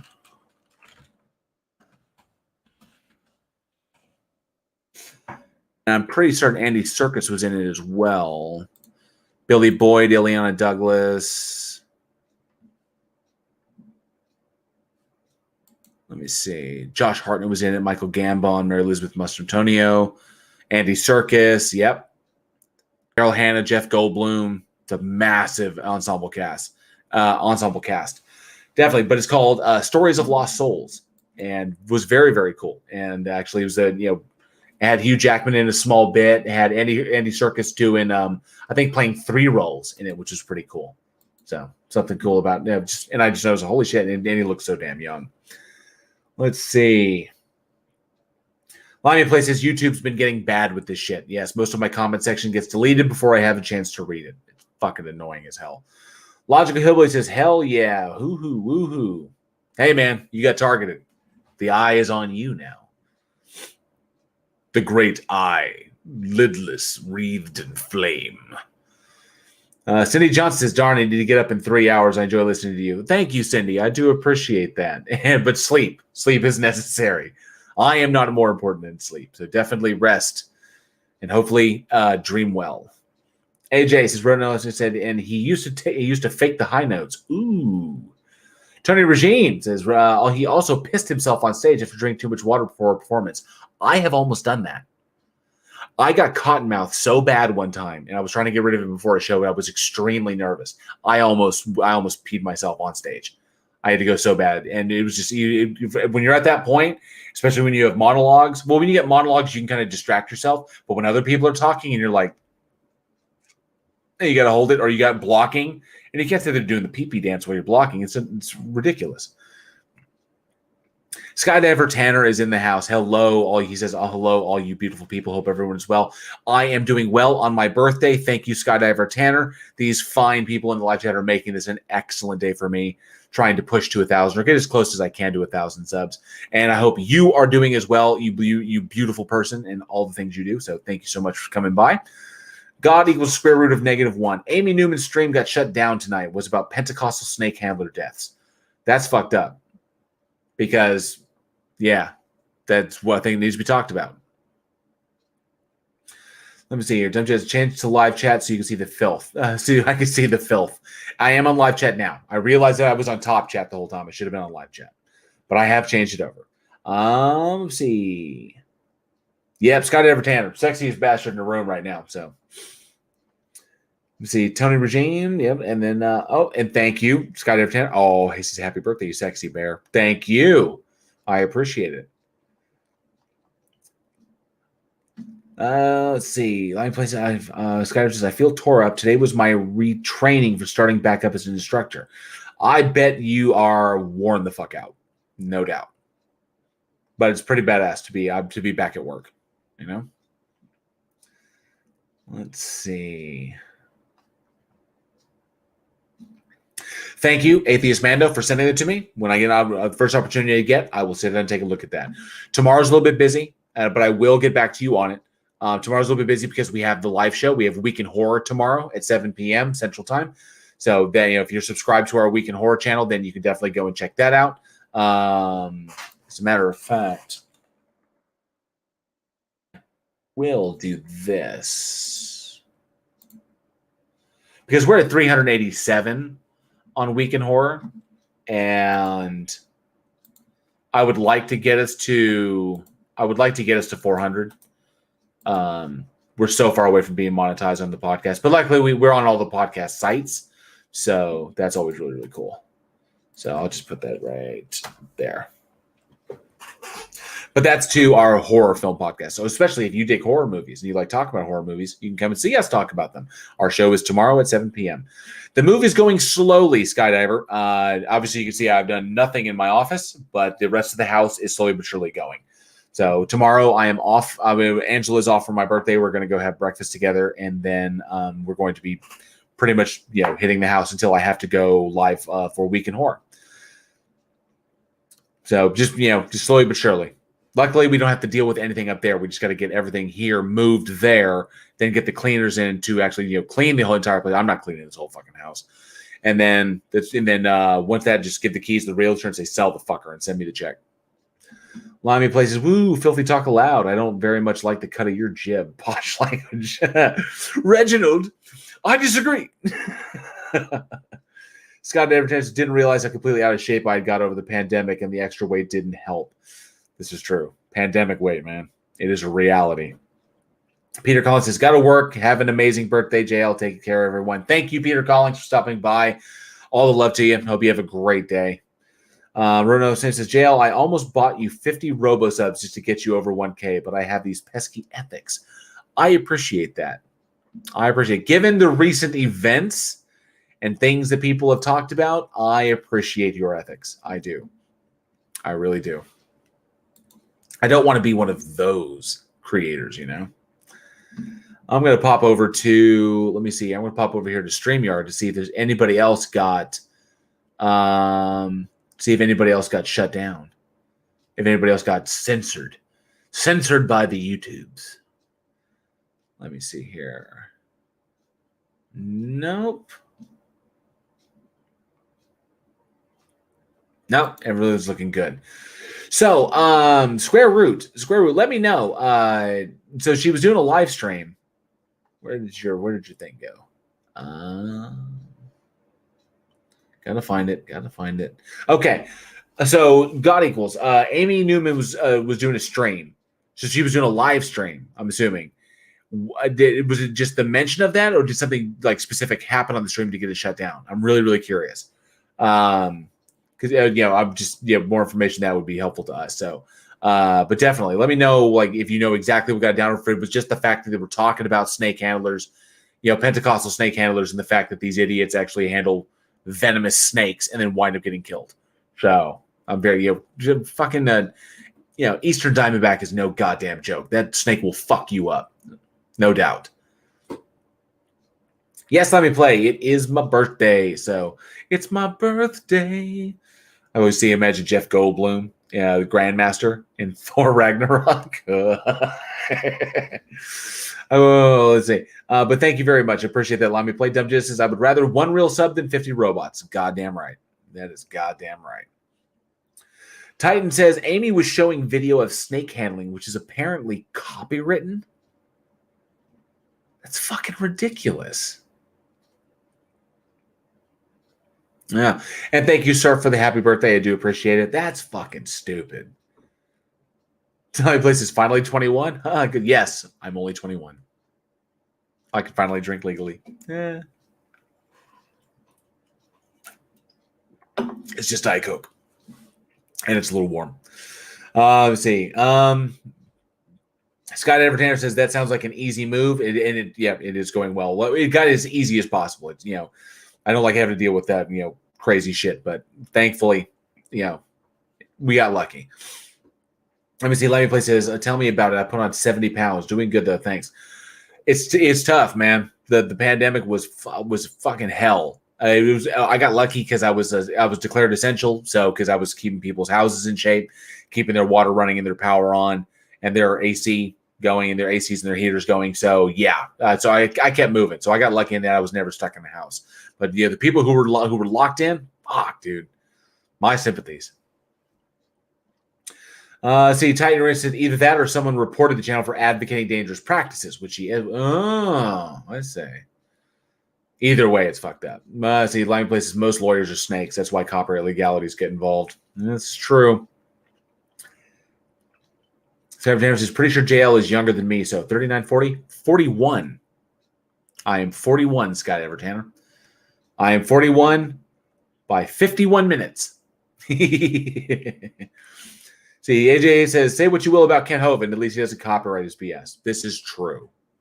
He has not stooped to that level. Atheist Minor says, death made me pancakes. I thought only Prince made pancakes. Maybe death does too. Oh man, was it like book? You were just under two. Sarah Tanner says, book, you were just under 2 months older. It says, boo, you're just under 2 months older. Did you know I'm old enough to be your father? No, I'm not. And neither is Darth. Unless he was really, really irresponsible. Oh, let me see here. Oh, man. Box Sweet. Man, we hit 50 likes. That's amazing. Lonnie Play says, I'll be 41 in 2 weeks. 1980 people clearly rock. Yes, we do. Fucking 80s, man. Fucking 80s. What a great fucking decade. AJ says, damn, am I the old guy here? Only in the physical world. Inside, we're all children at heart. No, fuck that, dude. I'm old as shit. In body and in mind. I did wrestling. I did football. I did Krav Maga and Muay Thai. My body is like fucking 70 years old. Daryl M says 51, 1970. 1970 is also a great decade. Also a great decade. It was like the 80s, but with less cocaine. Atheist Man says, I'll be old enough to drink on Christmas Eve. Oh, there you go.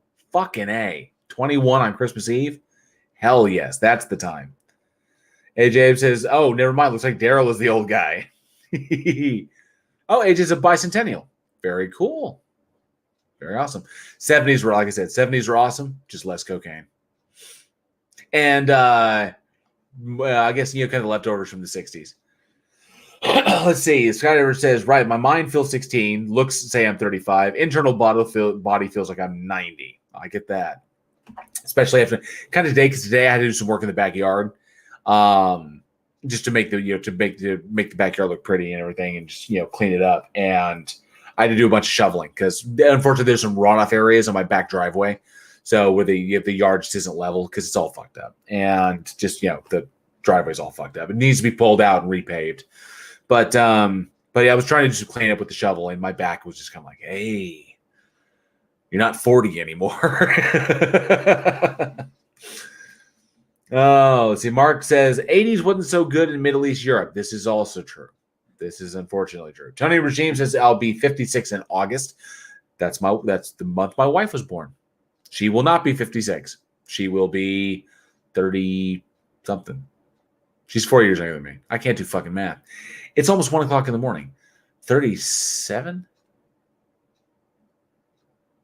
Yeah, 37. Should be 37. Why am I second guessing? Should be 37. Daryl says more pot. Yeah, there was more pot in the 70s. Logical Hillbilly will be 53. I was alive before we walked on the moon. That is something I would like to have seen. The first one I saw was obviously the Challenger, the Challenger incident. That was the one that I remember being in class when they showed that on TV. Atheist Man says, I feel like the youngest here. Fuck. Well, don't sweat it. PhD Tony is still technically in the chat, and he was there when the lights were turned on.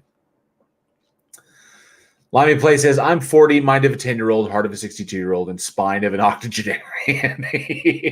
Yeah. It's the spine and the knees, man. The back and the knees. Scott Everton says, I fucked up my shoulder doing a damn dead stand trying to make PhD Tony and Bella Charge feel comfortable. Why would you do that? Or handstand. I learned that day 40-year-olds should not do handstands or headstands. Yeah, probably not. Merrick says, you can't do math? Who are you, flat earther? No, even if I can't do math, I still don't believe the earth is flat. I just let other people do the math, which just means I'm a really lazy globehead. There are better minds than me that think about this shit. Oh, PhD Tony, look at that. Because why did I say technically still in the chat? Because you haven't said anything in fucking forever. Let's see. What was the last comment for PhD? Can I even still pull it up? Let me see. Yeah. In exchange for cattle, you were talking about cattle mutilations when you last said something. Oh, it says you're Aussie. I'm gonna have to check this out because this sounds funny as fuck. Scott Evertanner. PhD Daddy. Yep. PhD Daddy's in the chat. AJ says something 8 inches per mile square. The guys are so fucking stupid. So fucking ridiculous. Oh, you know what? I was just thinking, if I have to go to the bathroom, I can't pull a Riley. But I don't have like an intermission thing. So you literally just be looking at my fucking chair, which makes me sad. I don't know what to do. Yes, Limey playing his yes, you fucking can. I'm so proud that I inspired that moment. And it got so much life. I do love that. PhD Tony says, so you think you've said something interesting? No, Tony. I don't think I've said anything interesting at all. Scott says, it was in a Johnny O video. Then I made a longer video featuring what I did for Johnny, but with bloopers. I'll add bloopers in. Merrick says, and Lovecraft and back. That's my boy. My boy HP. He inspires me in the writing, not so much in the xenophobia. Limey Play says, thanks for sharing. Absolutely. Wrote no last name says, I have the mind of a 12-year-old. It's in a jar of formaldehyde in the garage. That's very dark. Oh man. Okay, so I do actually have to use the restroom, and I have to just stand up because I've been sitting in this chair for almost 3 hours. Actually, oh, thank you, Merrick. Yes, finally got the room to where I want, and then I'm moving. So, but I do have some other cool stuff. I think I'll be able to match this layout pretty well. I did, but I mean, I painted the walls, so I love this metallic blue paint that I have. I think it's very cool. It's a nice backdrop, and I don't know if I can find this paint again. So, I'll be looking forward to seeing what I can do with the new office up there. Scott Evers says just put a dog in the room. That's entertainment. Yeah, well, Jingles would just come in here and just lay down. So I will be back as quick as I can. I do have to use the restroom. It's been 3 hours in the chat, or 3 hours in the chair, and I've got to stretch my legs for a second. So if you'll hold tight, be right back, and just I guess enjoy the room. Look at what you can look at. I'll be back shortly. I feel so unprofessional.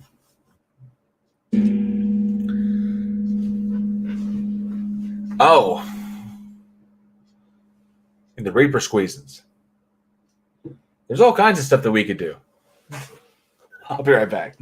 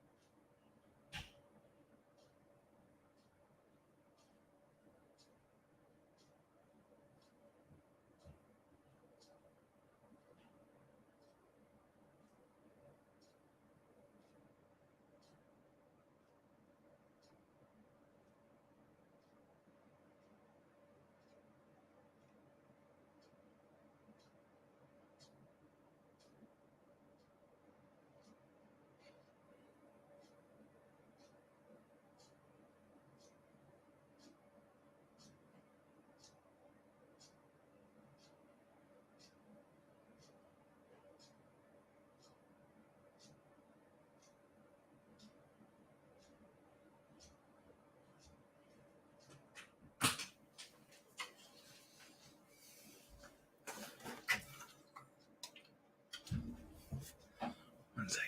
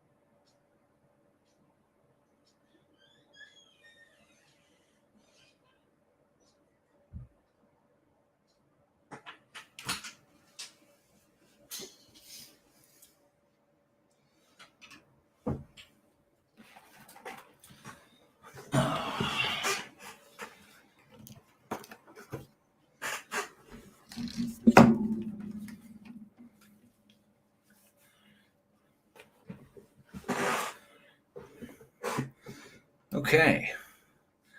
So I'm back. Squeaky door. Oh, see what people are saying. Yes, my doors are kind of squeaky here. It's an old house.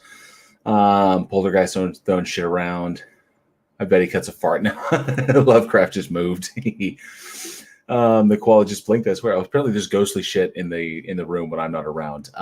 Surf says drink some of that hot sauce. That's why I went and grabbed. That's why it took me a little longer because I grabbed some things as you saw. Peach says it's been a frustrating day. Yet more drama. I'm sorry you have to deal with that bullshit, man. I really, really am. It shouldn't be necessary. AJ says, everybody hide. Let's find out if the house is haunted. Scott ever thinks he saw an orb. Is there a guitar on his desk? That made my ears ring. No, it's this. That's the springs on my mic arm, on my jib. It's not really a jib, but it's the adjustment arm. There are springs on it, and I can strum them. Let's see. Skydiver Tanner says, did you all see that chair move on its own? And waiting for the jump scare. Proof that jail is a ghost. I taught a putty tat from Fantasy Mellow. That's funny. That koala just blinked surf. I hope he didn't. That would be scary. He says, Lovecraft just moved. I hope he did not. That's even scarier. Old gods, not to be fucked with. And no, I didn't fart. I did vanish for a moment. I had to go to the restroom, but I also grabbed some things because somebody brought something up. So this is a bottle of Reaper Squeezins. And let's see, didn't hear you washing your hands. I closed the door to the bathroom, so that's maybe why you didn't hear it. Let's see, should have put a ghost in a string and dangled from off camera. Did the koala move? The koala didn't move. The chair didn't move. Yes, it would have been epic. The globe is slowly turning. Let me see. Yes, my wife and I had Domino's tonight because, Domino's. Let's see. So here we go. This is a bottle of Reaper Squeezins, and it is not open. This is a fresh bottle. I'll shake it up. You can hear it, yeah. No, don't want to do that. Don't want to do that motion. First question, I guess a 1 in the chat. Should I open this? Should I open it? Because I didn't finish my pizza. I have my pizza right here. Chicken and tomato with white sauce. So, should I do it? Should I open it? What do you think? Should I try some Reaper Squeezins on camera? Oh, here they come. Here come the ones. All right, so here we go. Yep, so opened up. There we go. Ooh, this stuff is meaty. I'm not going to take a shot of the hot sauce. That would fuck me up. But I just use the hot sauce on food. So here we go. Let's see. Reaper Squeezins from the Pucker Butt Pepper Company. He's going to go full Irish Demon. Never go full Irish Demon. Now, here's the interesting thing. Something that some people may not know about me is that I actually don't have a sense of smell. And the reason I don't is I was born without one. Roughly 2% of births, they either have extremely limited or non-existent sense of smell. The test for a sense of smell in the 80s, which I got my test when it was 1984, sucks because it's pretty much shove a Q-tip up your fucking nose to see if your olfactories pick anything up. It's painful. It's one of the few things I remember from being that young because it just stayed with me. That memory is awful. But yeah, my nose is virtually, my sense of smell is virtually non-existent, which also means that my taste is very muted. And because my taste is so muted, it takes very, very spicy things for me to pick anything up. So I typically tend to eat very spicy stuff, or, that's why I like Merlot. I like barbecue. I like hot stuff. So that's what I have to deal with. Yes, Merrick, Fingli, McWathan, Cthulhu, Aurelia, Wagnathi, Fatagan. Yes. And he will rise once the stars align. Let me see here. So, let's see. Titan Uranus says, anosmia is difficult. We rely on our nose more than most people realize. We do. The good thing about it is that obviously, my wife could run a marathon and it wouldn't bug me at all. The worst thing about it is I have no scent memory, which is something that apparently is really, really awesome. But yeah, I have no scent memory, which makes me sad. So, AJ says I'm not drinking any fucking Merlot. I love Merlot, especially full bodied. Oh fuck yeah, nice full bodied Merlot. I need it. I need that taste. Anyway, so here we go. If y'all want to see me do this, I'm assuming you do. So here we go. So Reaper squeezins on a piece of pizza. Hope this one doesn't fall apart. So it's chicken. Why is my phone going off? Are people warning me not to do this? Oh, no, just more happy birthdays. I'll have to give them the thanks later. So here we go.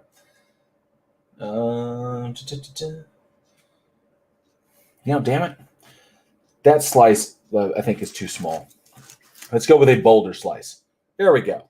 Much larger and more stable because that won't look like it was falling apart. So here we go. My wife got, I got this one. My wife got barbecue, chicken, and mushroom is what my wife got. So I think that's a fair amount. That's a good amount there. Think so? All right. So Reaper squeezing down the hatch. And I know how hot it is. And I put quite a bit. Is that enough? You think it is enough?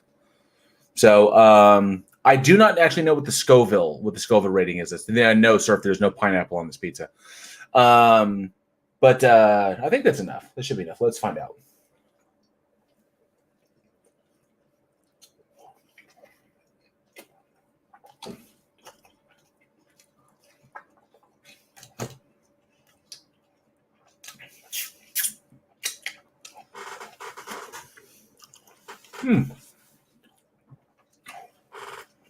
Oh, it's actually so fucking good. It's got like a chipotle hit at the top. And it hit right there at the top of my palate. Let me see here.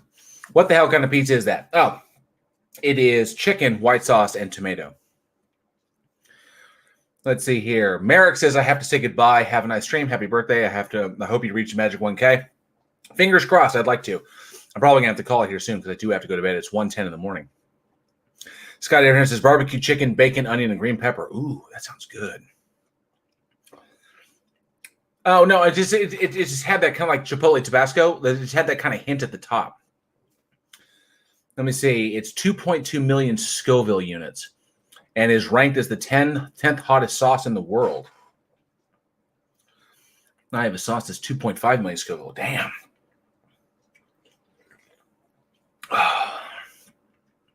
So, yeah, it's hot. But it's really just kind of hot on my tongue. It's not really hot anywhere else. And I feel it like right here.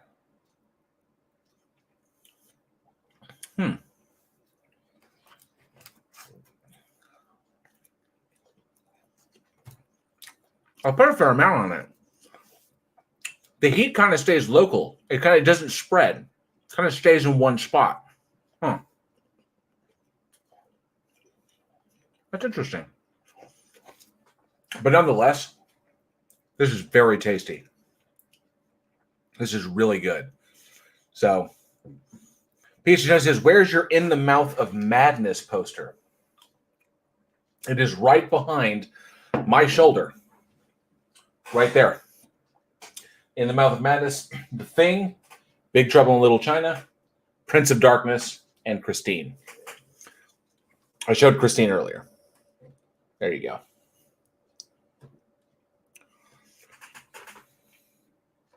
Well, that's not bad. Plato says it goes away, but when it comes back, it's worse. So,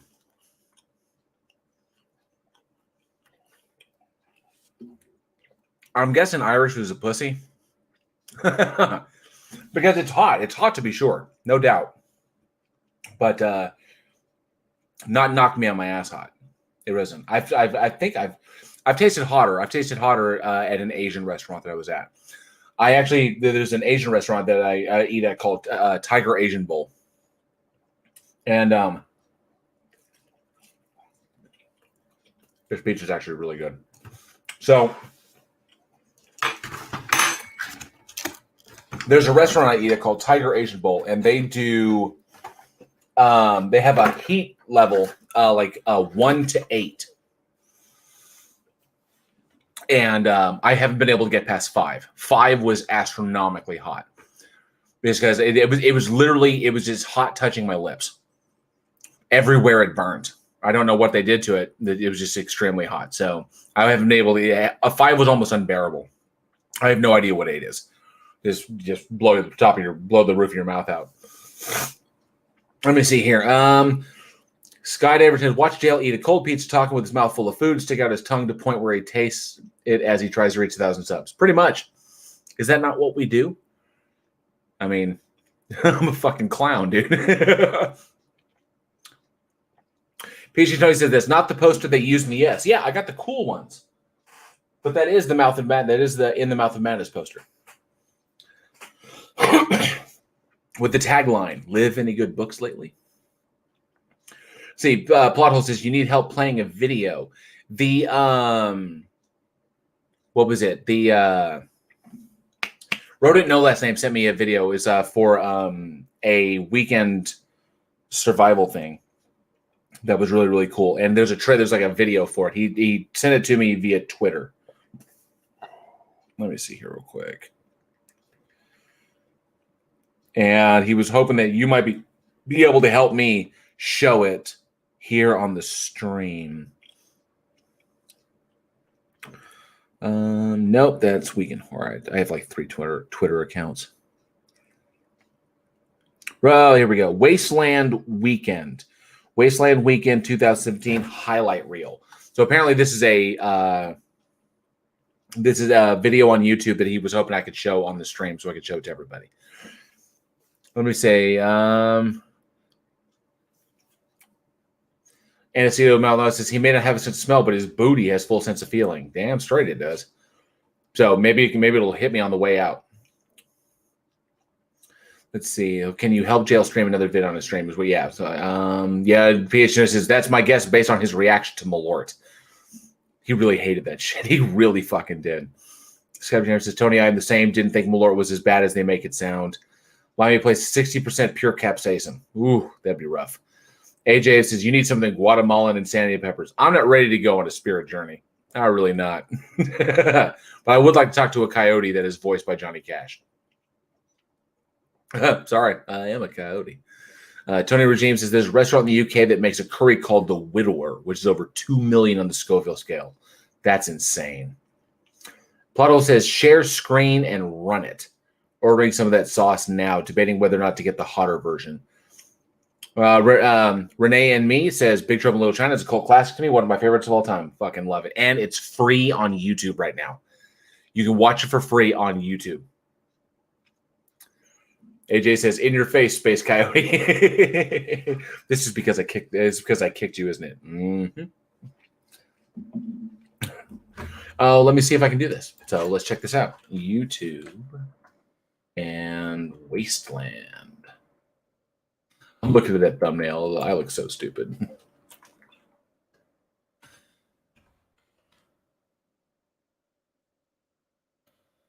Wasteland Warriors. Let me see.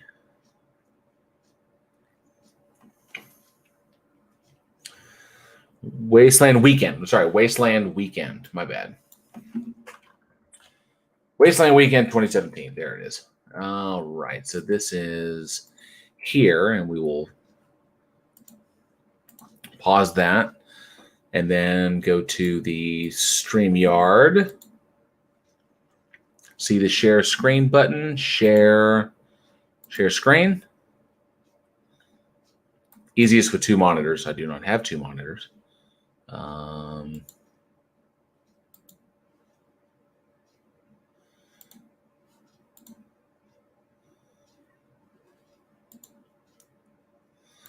Can y'all see that?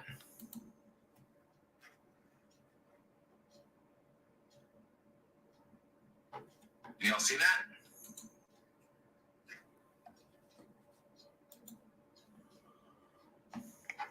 Can y'all see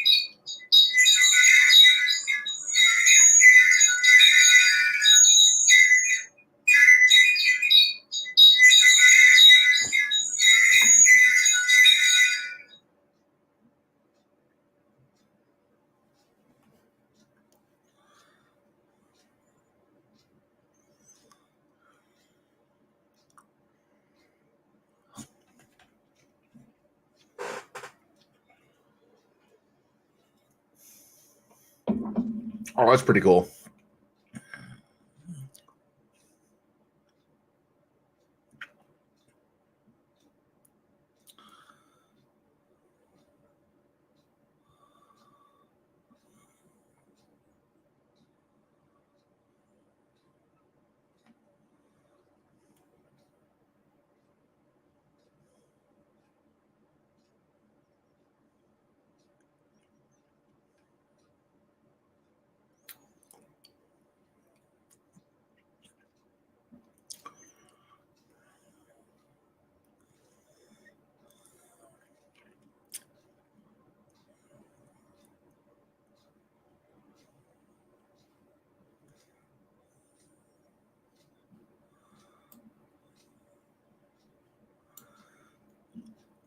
Oh, okay. This looks absolutely Thunderdome, baby. That's pretty badass.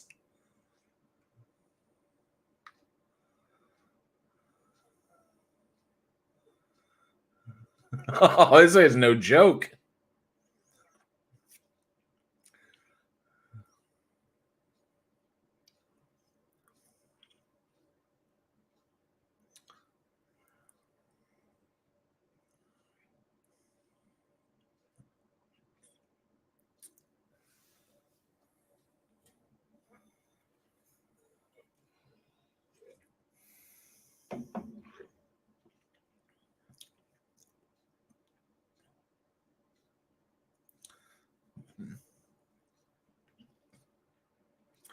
That's cool.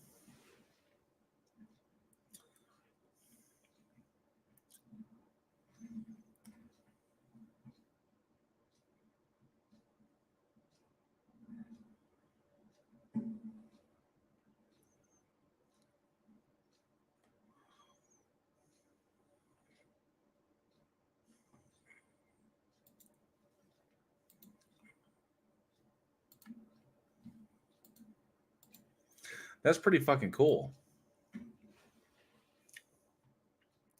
That is pretty badass. Definitely. Mad Max cosplay event. That's pretty sweet. See. Jail making a beat. Turn off speakers. Yeah, I'm sorry about that. It was playback from my phone. So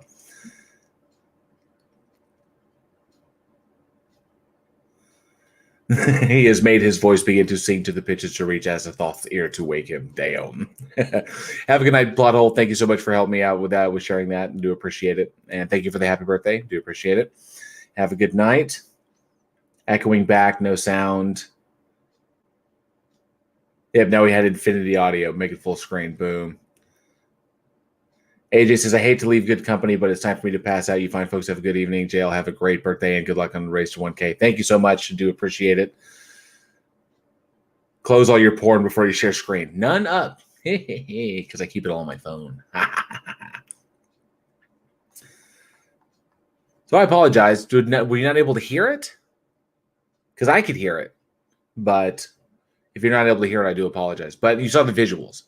And it looks like pretty fucking crazy as time. It was a really loud, like metal song. So, but it looks like it was pretty cool. This like out there in the desert, playing a Mad Max, which is pretty cool. Ah, Feral Cat. This week in here, fantastic. Were you able to hear the video that that I shared? That's the first time I've been dealing with it. So I hope you were able to hear that. We heard nothing of the video. That's well, it's just super loud music. So maybe it's a good thing because I might have gotten the copyright. So, well, you saw the video. You saw the actual video, the video itself. That was the important thing. I'll tell you what I will do. If you would like to watch it again and hear the music.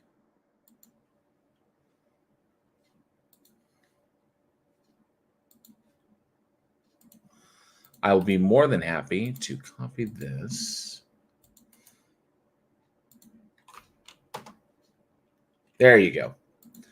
That's the link. And the Atheist Man says, I'm deaf. I don't hear metal. So I put the link to the video in the chat. There you go. So you can actually go and check that out. Feral Cat says, accept a way to watch the ISS fly over. Also very, very cool. Rono Last Name says it's a mix of anything post-apocalyptic. There's even a Jugger League based on an obscure Rutger Hauer film. Nice. Very fucking cool. That's awesome. All right. Well, it is like almost 1:30 in the morning. I've been going since 10. And let's see. I have no idea where I'm at. So I'm still at 912. That's pretty much it. So I guess unless there was something big coming on, I guess it's pretty much it. But for those new subscribers that I did get, that was pretty awesome. So I think since I've been going since 10 p.m., it's going to be 3.5 hours. And I do need to get some sleep. PhD Tony, who called Saluted the Jugger obscure? That was Wrote It No Last Name, who called it obscure. So, but it is, he says, screw you all. Atheist says it's 9:13 for me. Let me see. It is, but yeah, it's 5 minutes till 3.5 hours. Dumb Jess says if I keep streaming, I'll be down to 800 at this rate. Oh, losing subs. Ouch. Maybe I'm not good at this. Maybe I'm not good at streaming. Maybe it's what maybe I'm better with a group. Maybe it should be solo. I know more people expected more from this. Unfortunately, it was hot, but it just wasn't like, burned through me like alien acid hot. So, but there you go. I tried the Reaper Squeezins. And I know that I'm getting tired. And it didn't get anywhere near 1,000, but it was it's a valiant effort. And plus, I was hoping maybe with my birthday it would push a little bit more, but nonetheless, this has been a lot of fun. And of course, Anderson says screw you all and get off my lawn. Peter Tony says no, it's just hard because most people here are already subscribed. This is true, and apparently I do need a Xenomorph head. I really do. I do need a Xenomorph head in here. There's also a couple of things that I want to get. There is a Mind Flayer head and a Red Dragon head that are actually put out by Wizards of the Coast. That look like they're mounted. I would like those. Like one of those at least. Those are very fucking cool. PhD Tony says I kind of need to be on someone else's stream. This is true. I do. I do need to be on somebody else's stream. I'm better with it. I'm better with the group. I really am. And I'm better with the group. Yes, Anacino Maldonado, you were one of the. I think you were up there in the first ones that have been sub to my channel. I appreciate it, man. I really, really do. You know how much I appreciate it? That's how much I appreciate it.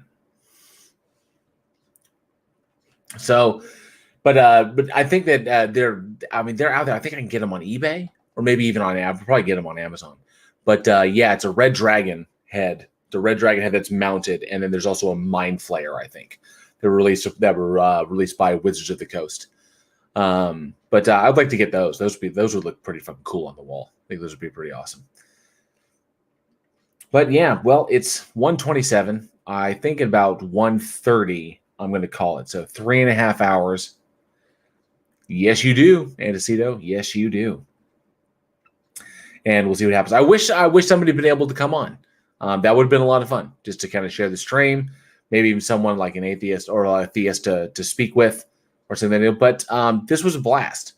And I actually learned quite a bit in this small amount of time. This is only 3.5 hours. I do not have the strain. I would say it was probably, if I started at 8, it probably would have been a lot better. If I had started earlier, but I didn't want to stay. I didn't get a notification because of fucking YouTube. I didn't get a notification about Johnny's stream until he told me that he was going live at 8:30. He's like, oh damn, he was going to miss it because he's going live at 8:30. I was like, shit. So I'll hold off. So I just, I pushed it to 10 and then went ahead and, jumped in politics and religion, the Discord server, and just started, jawed over there until I had to go live. But, this is my first time doing a full solo stream myself on my channel. So, if there's any questions anybody has, I think everybody's pretty familiar with what I do and what I talk about and what the purpose of my channel is. And I will say again, we'll make the announcement. I do hope to see everybody on the 16th of this month, 16th of June at Week in Horror. We have a tremendous announcement we want to make. And I hopefully hope everybody is there because it has to do with all of you. Every person who has checked out that stream, checked out our show, thrown us a like, thrown us a sub, and all of our patrons, everybody who's shared an episode. We fucking love y'all, and we have some huge news to share on the 16th of June. I cannot wait to give it to y'all. We'll finally be able to talk. This is the big thing that we haven't been able to talk about. And we finally are just going to debut it and talk about what, that shit. It's going to be fucking amazing. We're totally excited. Limey Play says, give me a shout way earlier and I'll come join. I'm always up for a good chat with good people. Fucking A. Feral Cat says, have a great night. Thanks for your content again. I wish I had the vocabulary clarity to speak like you. Don't stop. I will not. As long as people are interested in listening, I will keep making content. And I will try to make it as good as I can. To give you guys an update before we get to the 1:30 mark, on my personal channel, I'm working on a series. Let me play. It says that the 16th is his birthday. Fucking A. Awesome. That'd be awesome. That'd be great. And happy early birthday. If I don't see you before, if I don't see you then, happy birthday. Absolutely. Happy birthday, my friend. So what I want to do is I'm currently working on a 4-part series which examines Christianity as a cult. And it applies what's called the Hassan Bite model to Christianity. And I've broken down the Bible to really showcase how the religion controls its members. And it's across the denominations. But the Bible is the primary tool of control. And I want to show how they use the Bible to control their members' behavior, how they control the information that they take in, how they control what they can think, thought control, and of course, emotional control. And I'm going to break it down into 4-part series because there's a lot of stuff to talk about. So I'm going to talk about behavior first, then information, then thought, then emotional control. And that first one is really, really big because there's a lot of behavioral control in Christianity. And I want to break that down so it's really easily understandable, so people get it the first time. And it's but I don't want it to be boring. I want it to be entertaining. So finding that balance is very, very difficult. And I want to make sure it's edited correctly. It's going to be a big video for me. It's probably the most ambitious video I've done so far. And I think it's going to be funny, and it's going to be funny and informative, and I can't wait to get it done, but it's just taking time. So I will finish that when I'm up in Oklahoma, when I can debut that. I'll probably also do a short or two while we're on the way up there because, fucking road trip. Who doesn't want, video from the road? It'll be fun. Renee and Me says the 16th is his missus's birthday. Awesome. Very cool. And, look who's in the chat. Skeptic Dank. I'm saying, hey, he's on a break at work. Fucking A. Dumb Jess says, sounds interesting. Can't wait. I cannot wait to debut it. I've been working weeks. I've been working over a month on it, and I want it to be solid, which is why I kind of fill the content with this stuff like the live stream or with shorts. And I hope you guys dug the shop thoughts. It's something that I want to continue, and I will continue. But I'll probably just be doing it from my shop. When I'm working there. So, but I will keep doing that. Just the random shit that I think about when I'm in the shop, just doing stuff. So, other than that, I think that's pretty much it. So, unless there's any questions for me or anything anybody else wants to know, or anybody want to challenge me with something or whatever, I think I can let you guys go because it has been 3.5 hours, and I did a Reaper Squeezes challenge, which really wasn't much of a challenge. I can't even feel it anymore. So it's it was hot, but it was just hot for a moment. Oh, wow. Lion Play says it's a popular day. His stepmom has the same birthday, as do 2 of his friends. The 16th. Big fucking day. Who fucking knew? There you go. And Lion Play says I may be typing drunk by then, though. Well, if you're not drunk on your birthday, when can you get drunk? I mean, come on. All right. Well, I'm guessing that is about it. So I'm actually going to pop over to the StreamYard deal because that one is running faster than mine, faster than the YouTube one. And I can actually see myself talking. So we go. And love you too, Commander Darklight. Commander Darklight, one of our amazing patrons over at Week in Horror. So I do appreciate it, dude. Love you too, bro.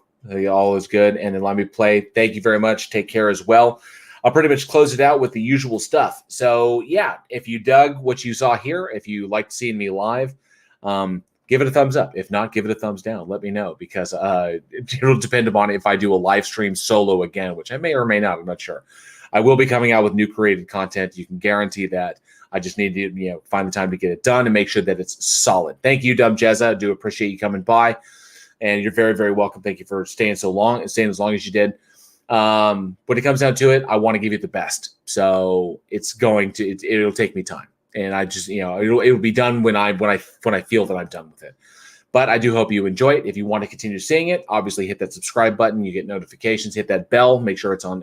You hit all, and you'll get notifications about it. I'll eventually hit 1,000 subs here pretty soon. Fingers crossed, and that'll enable me to get a community tab. When I get into community tab, I'll be able to actually talk to you guys and give you updates directly there. Thank you, Renee and me. I do appreciate it. Loved hanging out with you guys. Skeptic Dank, you're the man. Love you too. All the love. And then, of course, over on Week in Horror. Week in Horror, which is my horror film podcast, which I run with the amazing talents of Eugene, Alex, and Johnny O, with my wife editing in the background to make the shows actually listenable. We have all kinds of cool stuff there every Wednesday at 7 p.m. Central Time. We go live with our podcast, and I do hope you guys want to check that out. I'm actually going to link that in the chat as well again. So there is the link to Week in Horror. And there we talk about horror movies. We hope it's really, really funny. And sometimes we have industry guests, and we have all kinds of cool stuff. And, sometimes we do stuff with our patrons, and we bring them on and do specialties. Like last, I think the month before last, we did the movie game with our patrons. We invited our patrons on to try and defeat us in the movie game. And there was a winner, and it wasn't one of us. But you have to check that out. You have to check that out when it hits anchor.fm/weekinhorror if you want to check out our podcast site. So we're all over the place, Spotify, Google, Apple. You can check that out. We also have a Patreon, and we have a PayPal if you want to see, if you really love what we do over there and you want to support us there. So yes, week 7 day. Yeah, you know what I mean. But thank you, wrote it no last name. But yeah, that's pretty much what we do. So expect new content there. Big, huge. Stay scared. Commander Darklight, and then of course huge news coming on the 16th. I hope to see everybody there when we make that huge announcement, because it pretty much involves all of you guys. We wouldn't be making the announcement if it wasn't for y'all. So I don't want to spoil it, but it's going to be fucking cool. Other than that, that's pretty much it. That's just what I do here. Just trying to bridge the divide, bridge that societal divide, the things that keeps us apart, so we can enjoy this world together. That's what it's all about. So definitely, hopefully, this upcoming Sunday, we will have a Four Beardsmen of the Apocalypse, because we did not have one last Sunday, unfortunately. But I will be available, as hopefully my cohorts will also be available, and we will talk about various things that happen to come up. Other than that, I hope you guys have a wonderful night. And as always, be safe, be excellent to each other. And I will see you on the next one. Take care.